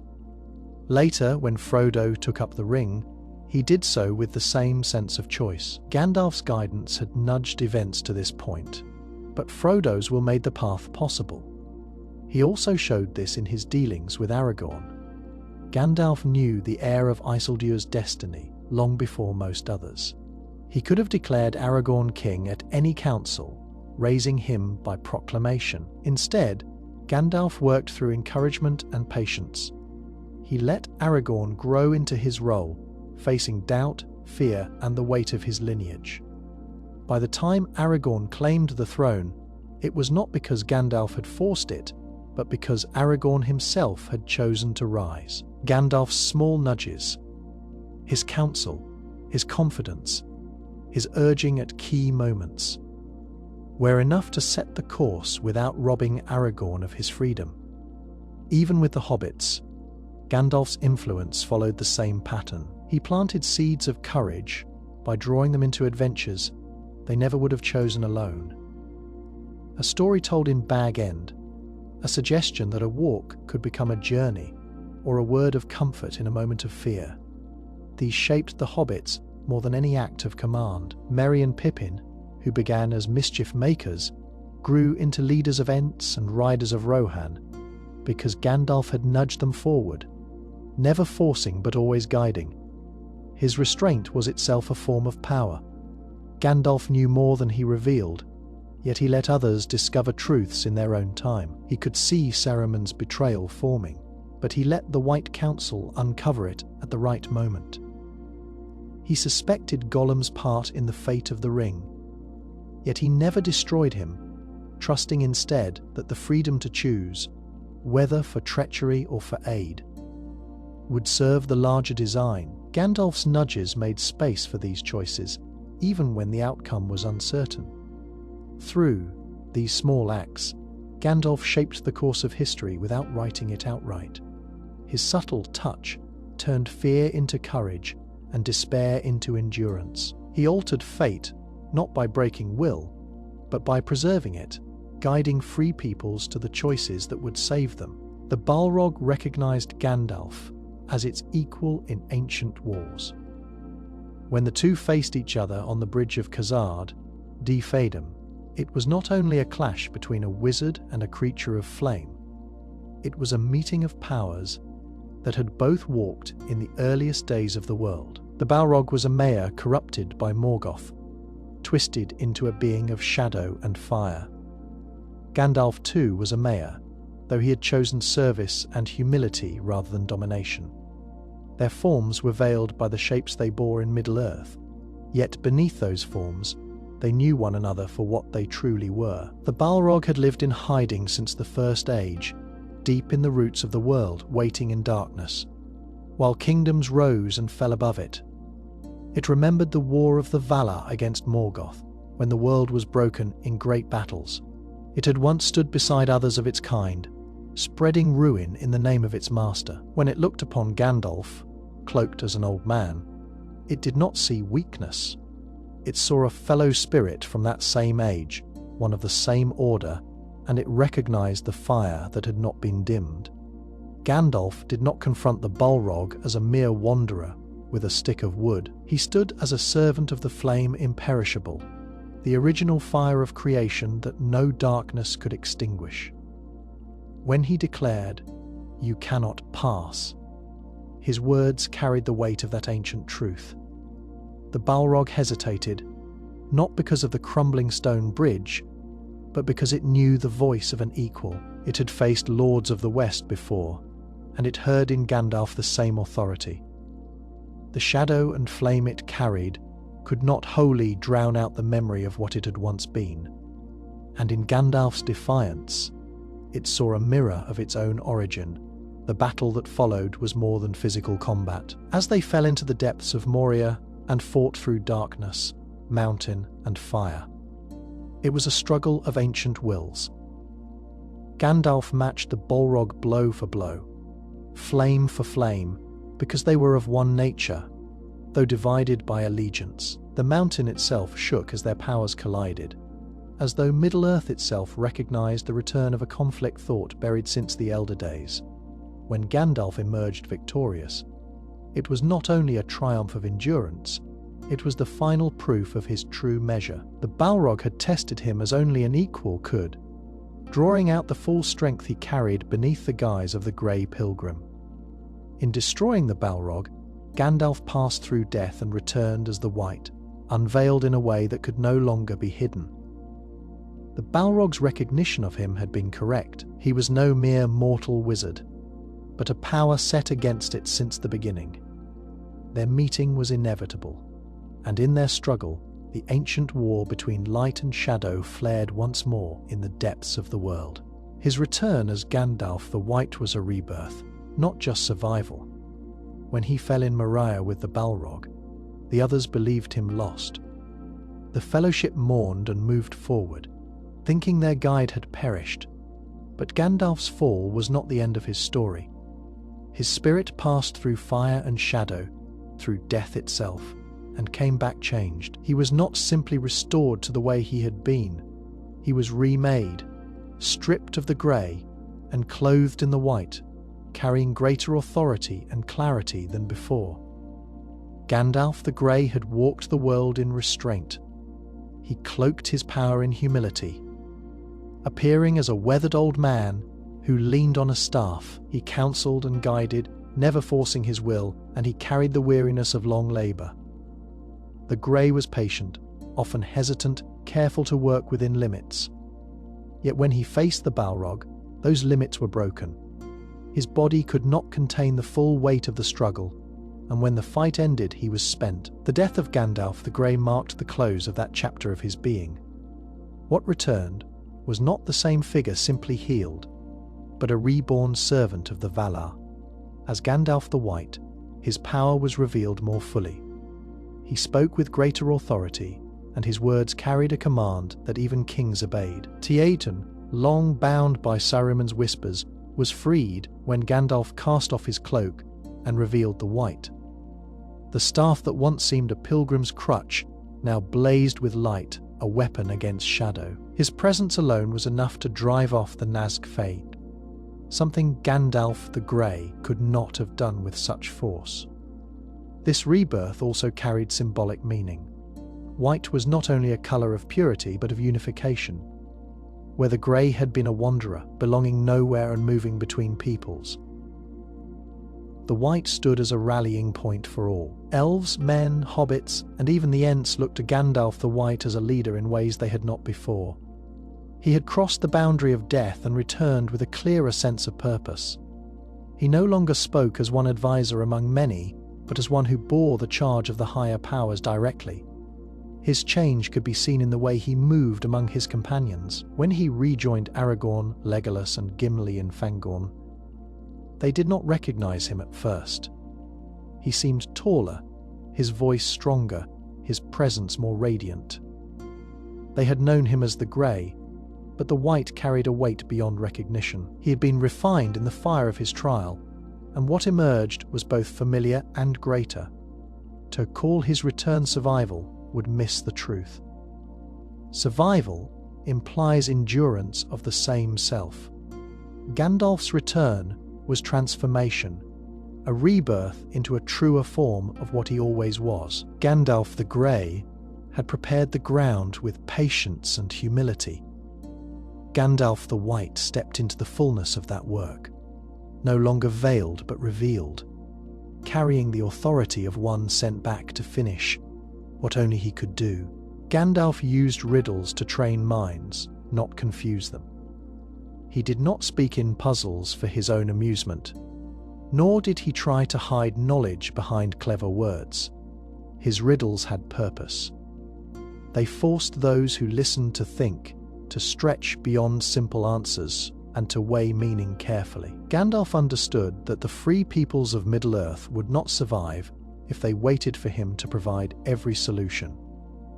They had to learn to see through deception, to find truth in uncertain times, and to rely on their own judgment. Riddles were one of his ways to shape that strength. The hobbits saw this most clearly. Bilbo's riddle game with Gollum in the dark was not something Gandalf staged, but Bilbo's habit of riddling had grown with the wizard's influence. Gandalf encouraged hobbits to think in this way because riddles sharpened the mind without force. Bilbo survived that deadly contest, not because he was stronger than Gollum, but because he could think under pressure. That skill had been nurtured in him during long evenings of riddles and stories. Gandalf had given him tools that seemed like games, but in truth, they were lessons in survival. With Frodo, the riddles carried more weight. Gandalf often spoke in layered words, leaving Frodo to interpret what was meant. When he warned of the ring's danger, he did not lay out every detail at once. Instead, he gave Frodo pieces to consider, guiding him toward understanding rather than overwhelming him with fear. Frodo's ability to bear the burden of the ring depended on his own will and judgment. Gandalf's riddling manner prepared him for that, teaching him to sift truth from uncertainty. By the time Frodo faced choices alone, he had already practiced the habit of thinking deeply about what he heard. Even with kings and warriors, Gandalf's riddles had purpose. When speaking to Theoden, he used words that seemed half-veiled, pointing towards strength without declaring it outright. This forced the king to claim his will rather than be carried by another's command. Aragorn too learned from Gandalf's style. The ranger already bore wisdom, but Gandalf's riddles tested his patience and sharpened his discernment. Aragorn would later use the same method, speaking in ways that urged his followers to think for themselves rather than depend blindly on him. Riddles were also shields. In the presence of enemies or doubtful allies, Gandalf's riddling words could conceal more than they revealed. To someone unready, the answer remained hidden, but to one prepared, the meaning became clear. In this way, Gandalf could protect truth, while still sharing it with those who were willing to search. The White Council often found his speech difficult, but the meaning was there for any who listened with care. To some, Gandalf's riddles seemed like the speech of an eccentric old man.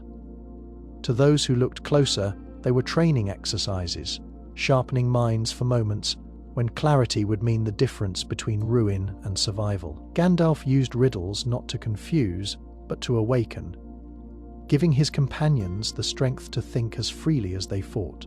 His bond with Frodo extended into the Undying Lands. Gandalf's care for Frodo was not limited to the journey through Middle-earth or the destruction of the Ring. Their connection began long before Frodo understood his own role, and it did not end when the quest was complete. When they sailed together across the sea, their bond carried into the Undying Lands, rooted not in duty alone, but in shared suffering and shared hope.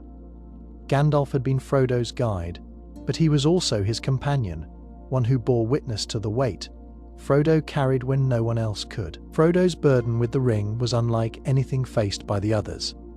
Sam carried him through the final miles, but Frodo alone bore the voice of the ring whispering in his mind, day and night. Gandalf had understood this from the beginning. He knew that the ring would test Frodo in ways even Aragorn or Boromir could not endure. When he chose Frodo, it was not because of strength of arms, but because he saw in him the resilience to withstand despair. This choice bound them together, for Gandalf was not simply a commander assigning tasks. He was placing trust in Frodo's spirit, and that trust grew into a bond neither could set aside. On the journey, Gandalf did not shield Frodo from every hardship. He let him feel the weight of choice and the danger of failure.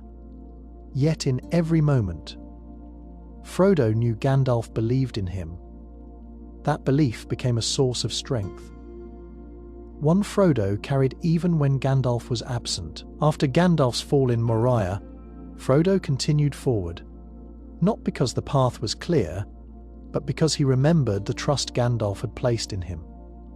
Their bond worked across absence, and in that way Gandalf remained present in Frodo's decisions. When the ring was finally destroyed, Frodo did not find peace. The scars of his wound, the weight of his memories, and the sense of loss clung to him. Gandalf understood this pain, though others could not. Sam, Merry, and Pippin loved Frodo, but they could not fully grasp what the ring had done to him. Gandalf, who had battled the same shadow in spirit, knew the depth of Frodo's suffering. This shared knowledge formed the reason they both crossed the sea. The Undying Lands were not only a place of healing for Frodo, but also the place where Gandalf could continue to walk beside him, carrying the bond forged in trial. In that land beyond Middle-earth, where no shadow could remain, their friendship did not end. Frodo's healing was slow, but Gandalf's presence gave him rest. The laughter they had shared in the Shire, the council in dark places, and the final journey across the sea all led to this quiet companionship. Their bond was not a chain of obligation, but a lasting connection between a Maiar who chose to walk with the small folk and a hobbit who carried the fate of the world. Even in the Undying Lands, they remained linked, two travelers bound by mercy, sacrifice, and trust that reached beyond the end of war. Gandalf could speak with trees and rivers like the Ents. This gift was not something he boasted about, nor did he use it for display. It was part of his nature as a Maiar, one of the spirits who had witnessed the shaping of the world. Before Middle-earth was formed, Gandalf, known then as Ul-Farin, had walked in the gardens of Elfarion and listened to the music of creation. The same song that gave rise to mountains and seas also gave voice to trees and flowing water. When Gandalf came to Middle-earth, he carried that memory with him, and it allowed him to understand the speech of things that seemed silent to men. The Ents were the guardians of the forests, and their voices were slow and deep, shaped by ages of growth. Gandalf shared their patience. When he spoke with Treebeard, their conversation was not simply the exchange of words, it was a meeting of rhythms. Gandalf could wait through the long pauses of an Entier, hearing meaning in the silence as much as in the speech. He did not need to rush, for he understood that trees spoke in their own time. This patience was what made the Ents trust him. They recognized in Gandalf a spirit who heard them as they truly were, not as background to the affairs of men. Rivers too carried voices to most. A stream was only the sound of water over stone, but Gandalf could hear more. He could sense the memory of the land carried in the current, the way rivers recalled storms, droughts, and the passing of travelers along their banks. When he walked alone in wild country, he often rested by rivers and spoke with them, learning where dangers lay or which paths were safest. The waters did not give answers in plain language, but Gandalf understood their murmurs and movements, and he read them as one might read an ancient book. This ability also shaped his power. When Gandalf raised storms, the wind and rain answered him because they knew his voice. When he kindled fire, the flame leapt because it recognized the harmony he carried. His authority over nature was not command in the sense of domination. It was communion. He spoke to the elements as old friends, and they responded in kind. This set him apart from Saruman, who sought to bend nature to his will. Saruman cut trees and bread machines. Gandalf listened to trees and rivers, and in return they gave him strength. The hobbits saw glimpses of this, though they did not always realize it. When Gandalf walked the Shire's woods, the birds seemed to gather near him, and the streams bubbled more brightly. Hobbits thought it was chance, but in truth, it was Gandalf's bond with the natural world revealing itself. In Fangorn, this bond was plain. He and Treebeard shared understanding that ran deeper than words, for both spoke the language of growing things. To Gandalf, trees and rivers were not objects but companions. Their voices were threads in the great music of the world, and because he could hear them, he carried knowledge and strength that others could not reach. He deliberately avoided using full power, so men could rise. Gandalf was never sent to Middle-earth to dominate the free peoples or to fight their battles for them. His task was to resist Sauron, but also to prepare others to resist him. The Valar forbade the Astari from openly revealing their full strength, because such displays would overwhelm the will of mortals and reduce them to followers instead of leaders. Gandalf understood this better than any of the others. He carried immense power within him, but he chose restraint, guiding through counsel, example, and encouragement rather than force. If Gandalf had revealed his full might, the story of Middle-earth would have looked very different. Armies would have rallied behind him, not because they trusted their own strength, but because they feared or revered him as something beyond their comprehension. Victory might have come more quickly, but it would not have belonged to men, elves, or hobbits. It would have been Gandalf's victory, and once he departed, they would be left without the strength to endure on their own. This is why he chose to limit himself, even when danger pressed hard. He knew that a final triumph over Sauron had to be achieved by the free peoples themselves, or it would never last.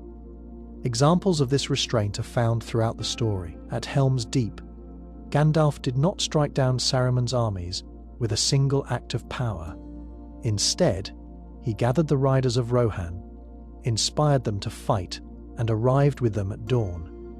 His presence turned the tide.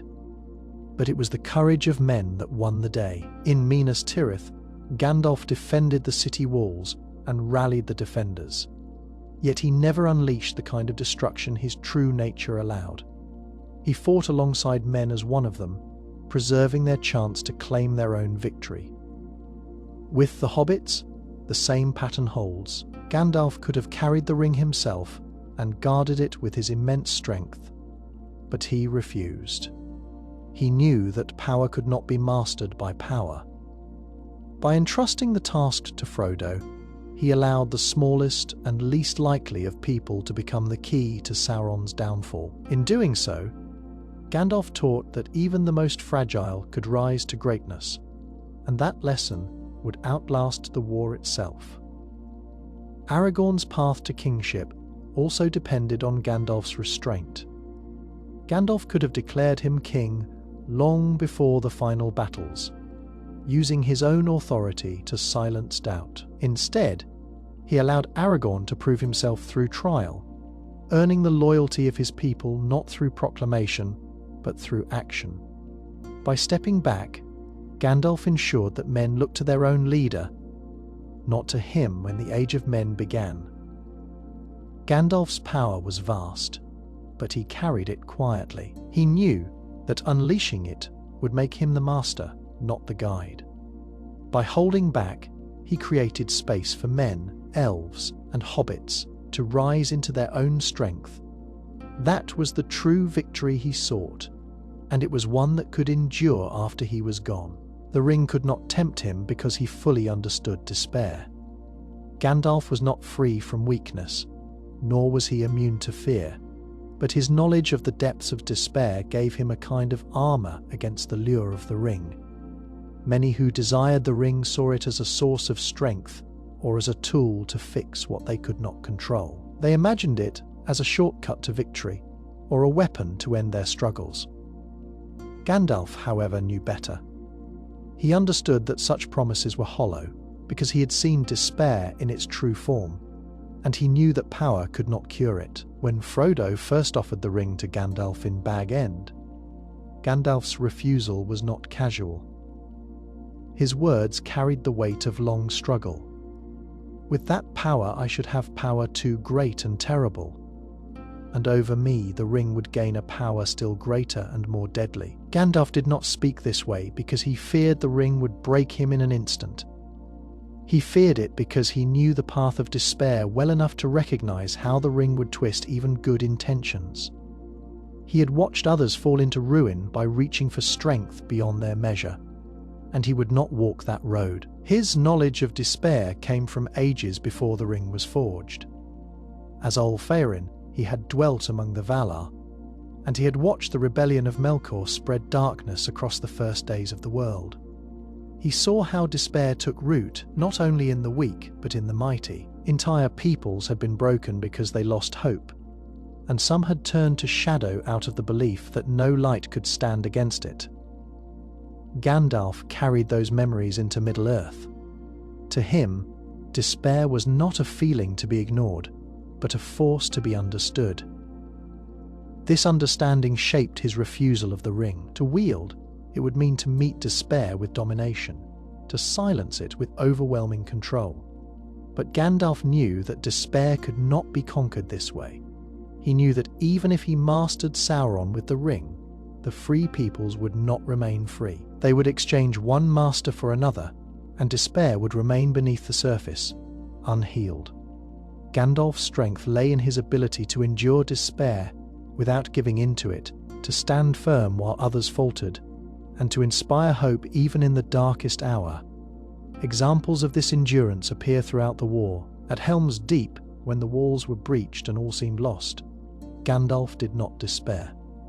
He rode to gather the riders of Rohan, believing that hope still lay in their courage. In Minas Tirith, as fire swept through the city and the Nazfell circled overhead, Gandalf stood his ground, not with the ring's promise of absolute victory, but with steady defiance that gave the people strength.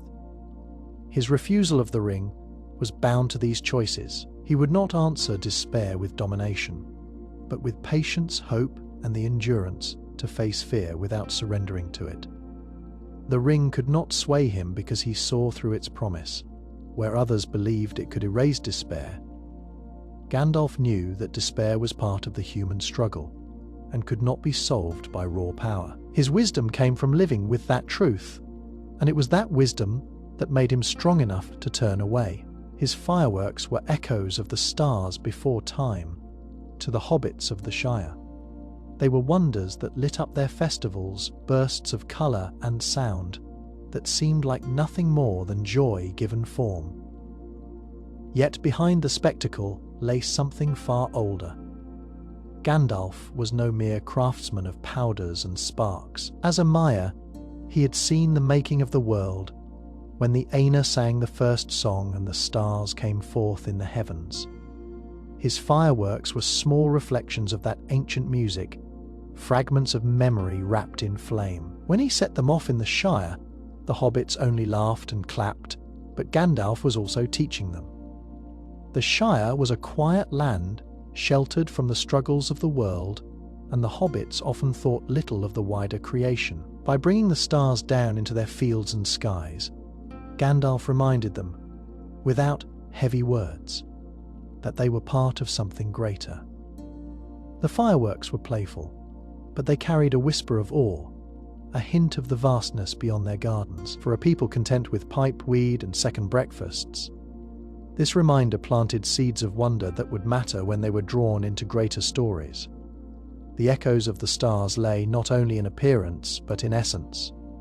Gandalf's fireworks seemed to have life in them. A dragon might soar across the night, not as an illusion, but as if some fragment of an older fire stirred within it. This was not trickery.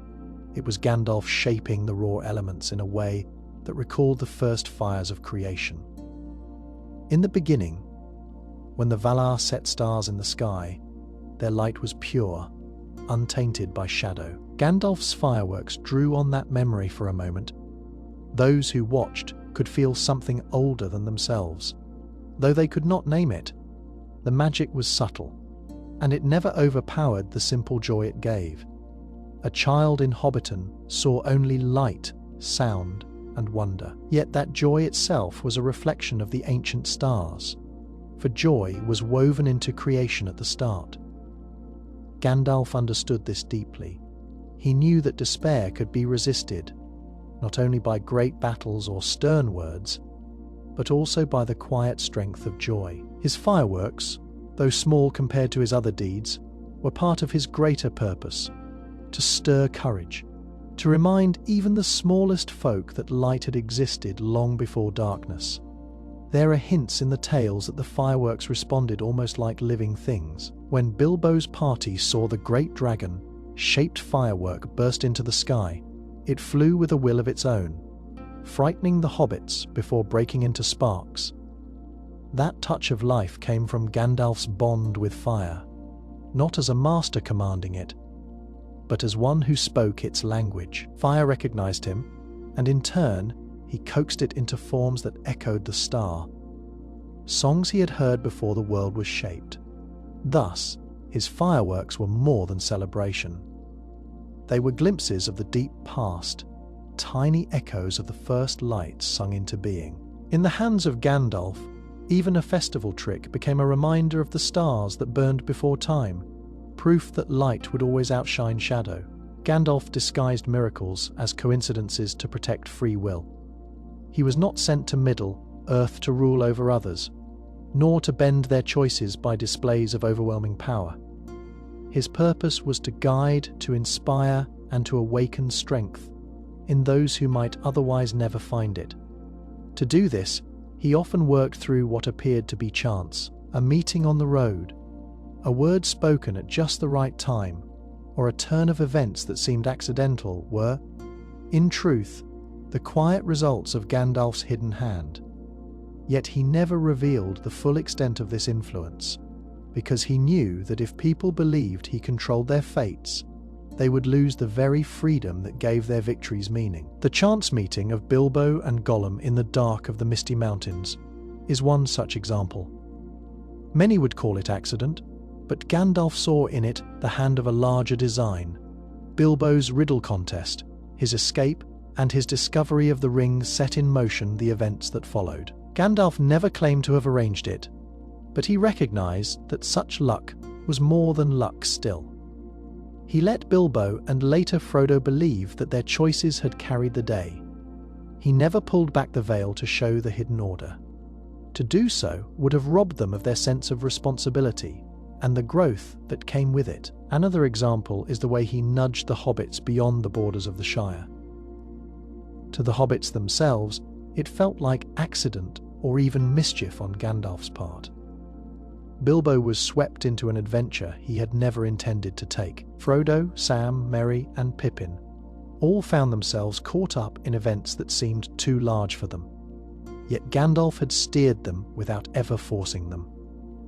He gave them opportunities to step forward, and when they did, it felt like their own choice. This was his method of disguising miracles, presenting freedom as the true path, while quietly ensuring the path was open. Gandalf's rescue of Taradan also carried this mark. He arrived at Edoras when the king's spirit was nearly broken by Saruman's influence. To the riders of Rohan, his timing might have seemed fortunate. To Theoden, it seemed as though strength returned naturally when Gandalf cast out Wormtongue's poison.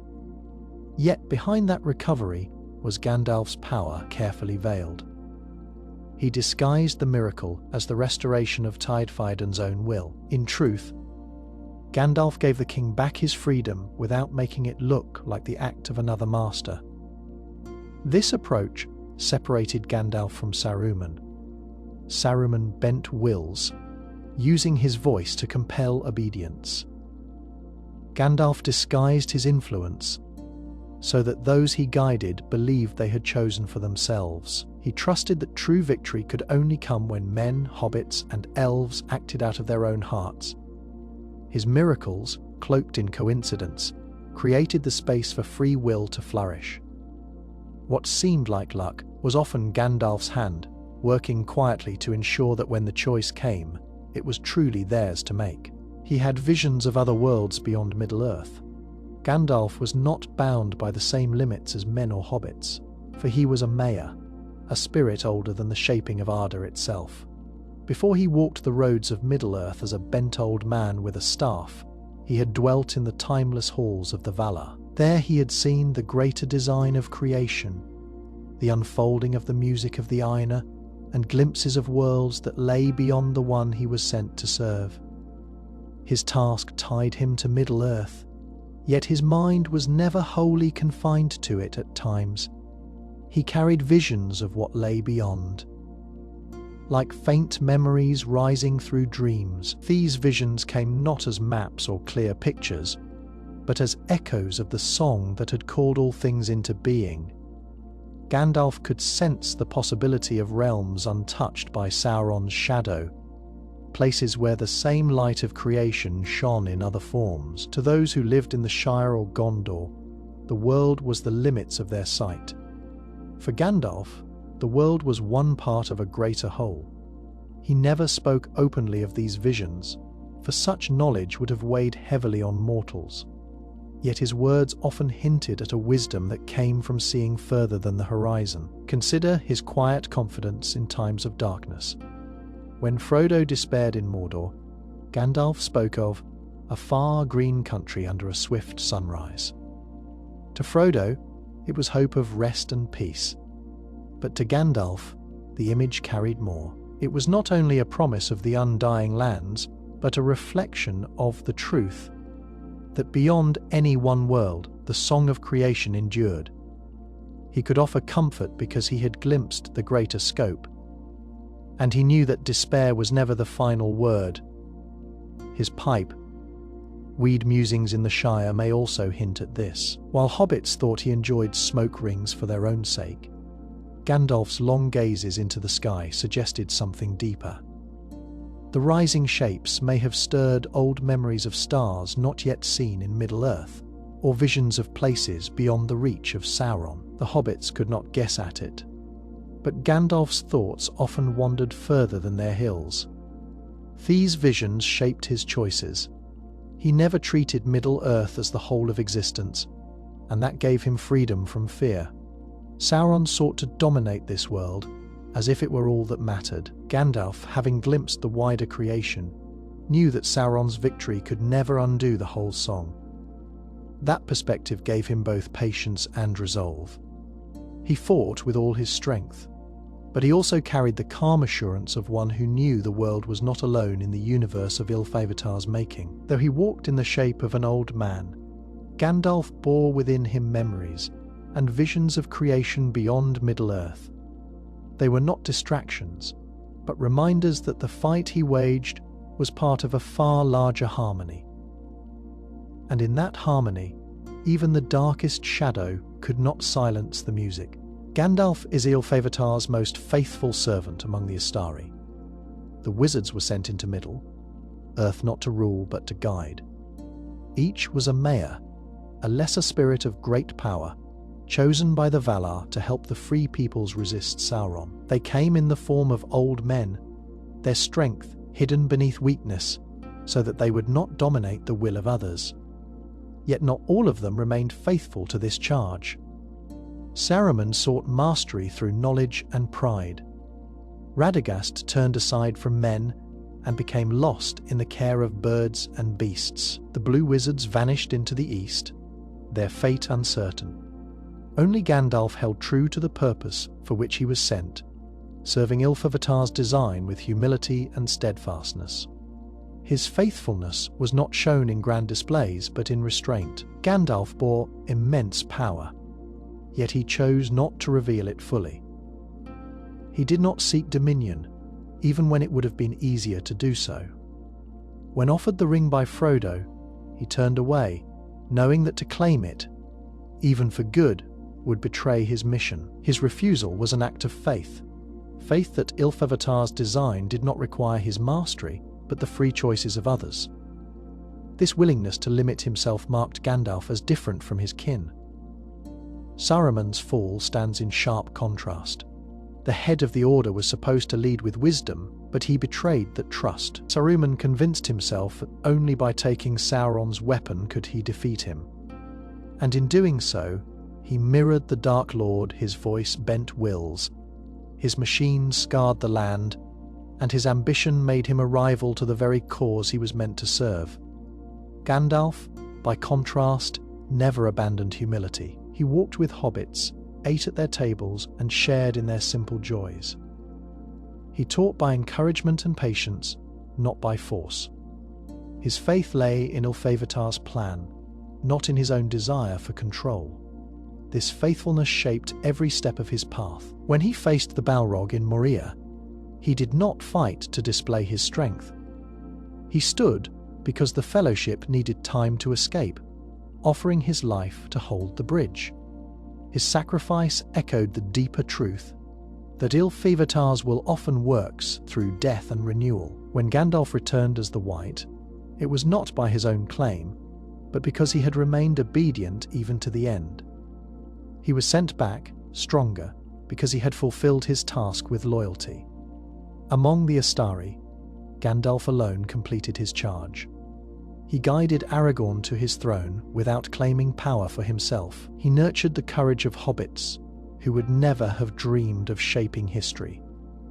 He fought the shadow not by matching it in domination, but by resisting it with light, wisdom, and endurance.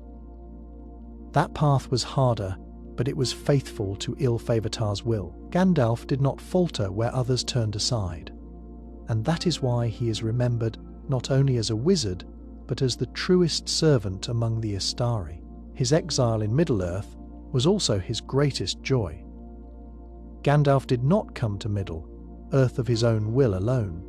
He was chosen by the Valar and sent as one of the Astari, charged with resisting Sauron. The sending was a burden as much as a calling. He took on a frail human form, bound by the limits of age, hunger, and weariness. He was forbidden from revealing the full measure of his power or from ruling the peoples he came to serve. In that sense, it was exile, a leaving behind of the higher halls where he had once dwelt as Alferin. Yet Gandalf never treated it as punishment. Instead, he found in Middle-earth something that became his greatest joy, the fellowship of those he served. He delighted most in the hobbits among the Astari. None but Gandalf took notice of them at first. To the others, hobbits seemed too small, too provincial to matter in the great struggle against Sauron. But Gandalf saw in them qualities that brought him happiness. Their love of food, laughter, and simple living reminded him of the goodness of creation.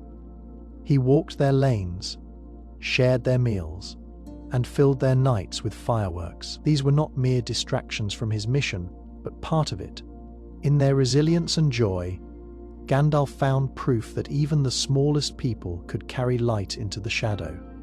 His joy in the Shire was not a mask, it was real, and it sustained him. Even beyond the hobbits, Gandalf found gladness in his work among men and elves. He was a counselor to kings, but he was also a companion around campfires. He shared songs with the Rohirrim, wisdom with Elrond, and quiet reflection with Galadriel. His exile placed him far from the undying beauty of Valinor, yet it allowed him to share in the struggles and triumphs of mortals. In their courage, he found joy. To walk beside them, rather than above them, gave his mission meaning. His laughter was not a mask for sorrow, though he knew sorrow well. It was genuine. Gandalf laughed with hobbits as they spilled ale in their merriment, and he laughed even in dangerous times, because he saw how hope endured in simple acts of kindness and bravery. This joy did not erase the weight he carried, but it gave him the strength to bear it. The other wizards often withdrew into bitterness or pride, but Gandalf's joy kept him faithful. There is a reason he was called Mithrandir, the Grey Pilgrim. He wandered, never claiming a throne or a hall, yet his steps were light because he cherished the very world he walked. The fields of Rohan, the halls of Gondor, the forests of Lothlorien, all were places he loved not as a ruler, but as a guest. His exile was meant to bind him, but he turned it into fellowship. He embraced Middle-earth, and in that embrace, he found joy greater than any seat of power. Gandalf's greatest weapon was always hope, not magic. Though he carried a staff that could blaze with light and command fire, though he could summon storms or face down creatures of shadow, these were not the tools that defined him. What made Gandalf most powerful was his ability to kindle hope in the hearts of others, even when all seemed lost. Magic could defeat an enemy in a single battle, but hope could stir entire peoples to rise and fight for themselves. Gandalf understood this truth better than any of the Astari, and he shaped his work around it. When the Fellowship first set out, they carried no great army and no promise of victory. Each member bore doubt, and Frodo most of all. Gandalf did not burden them with long speeches about power or strategy. Instead, he spoke words that reminded them why they fought.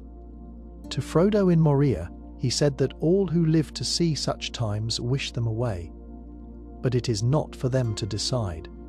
All they must decide is what to do with the time given them. This was not magic, but it carried more strength than any spell. It gave Frodo the courage to keep walking when despair might have broken him. In Rohan, when Safaeddin's will was clouded by Saruman's poison, Gandalf's staff and presence cast out the corruption, but the greater victory came afterward. When he restored hope to the king, Theoden had believed his house was failing, that his people were doomed. Gandalf reminded him of his strength and the valor of Rohan. With hope rekindled, Theoden rode to battle not as a puppet freed from strings, but as a king who chose to fight. Gandalf's magic lifted the shadow, but his words and faith restored a kingdom. At Minas Tirith during the siege, Gandalf's true power shone in the way he moved among the people. He stood on the walls calm and steady when fire and ruined down. He did not promise victory through force, but he gave the defenders hope by refusing to yield. When men saw him riding under the white standard, they did not see only a wizard. They saw a reason to stand one more hour. Hope turned despair into courage, and courage held the walls until help arrived. Even among the hobbits, Gandalf's greatest acts were not magical. He filled their nights with fireworks, but it was his trust in them that mattered most. By choosing Bilbo and later Frodo, he gave them hope that their smallness was not weakness. This hope carried them far beyond the Shire and into deeds they never could have imagined. Without that belief, the ring would never have been destroyed. Magic could break stone and fire, but hope could break the grip of despair. Gandalf knew that wars were not won by power alone. They were won by the will to go on, to believe that light would return. That was the weapon he wielded best, and it was the one that outlasted every spell he ever cast. His story is unfinished. He may walk again when the world needs him most. Gandalf was not born into Middle-earth, nor did he die in the way mortals do. As Ulferin, he was a Mayor, one of the lesser but still mighty spirits shaped before the world began. His coming into Middle-earth was not the beginning of his being, but a chapter in a much longer tale. When he sailed west after the fall of Sauron, many thought his part ended. Yet, for one such as Gandalf, endings are never so final. He had already crossed death once, and returned as the White. That alone shows his existence does not follow the same rules as men. His spirit, tied to the music of the Aina, is enduring, and the idea that he may walk again is not only possible, but fitting with his nature. The Istari were sent with purpose to help the Free Peoples resist Sauron without ruling them. Gandalf alone fulfilled that mission fully. Saruman turned to pride, Radagast strayed into the wild, and the blue wizards vanished into distant lands. Gandalf carried the weight of their failures and bore his charge with patience. When the task was done, and the Third Age entered its twilight, he left, but his faithfulness sets him apart. Ilfevitar himself sent him back once, when his work was not finished. If the world should again fall under threat, could he not be sent once more? His role as guide and protector was never about claiming dominion, but about stirring others to rise. That work may not be bound to one age alone. There are hints in the tales of his enduring presence. After he left, the Shire remained peaceful. Yet many hobbits said they sometimes felt a sudden warmth in their hearts when recalling his name in Gondor. Fires lit at night seemed brighter when stories of the Grey Pilgrim were told. Such moments suggest that Gandalf's spirit lingered, not as a ghost tied to sorrow, but as a guardian near at hand. His power was always subtle, working through nudges, coincidences, and encouragement. To return does not always mean to appear in flesh. It may mean to stir again in times of great need, unseen but real. Still, the possibility of his full return cannot be dismissed. Gandalf was not destroyed when he fell into shadow and fire with the Balrog. He was sent back. That precedent stands. If another darkness should rise, whether in Middle-earth or beyond, Ilfevitar may again call him to walk among mortals. His story was never written as a closed circle. It was written as part of a continuing song. The Grey Pilgrim may have left the stage, but the song of creation does not end, and within it, Gandalf's place remains open. To say he may walk again is not legend or wish alone. It is truth shaped by the pattern of his life, a servant, faithful, waiting and ready when the world has need.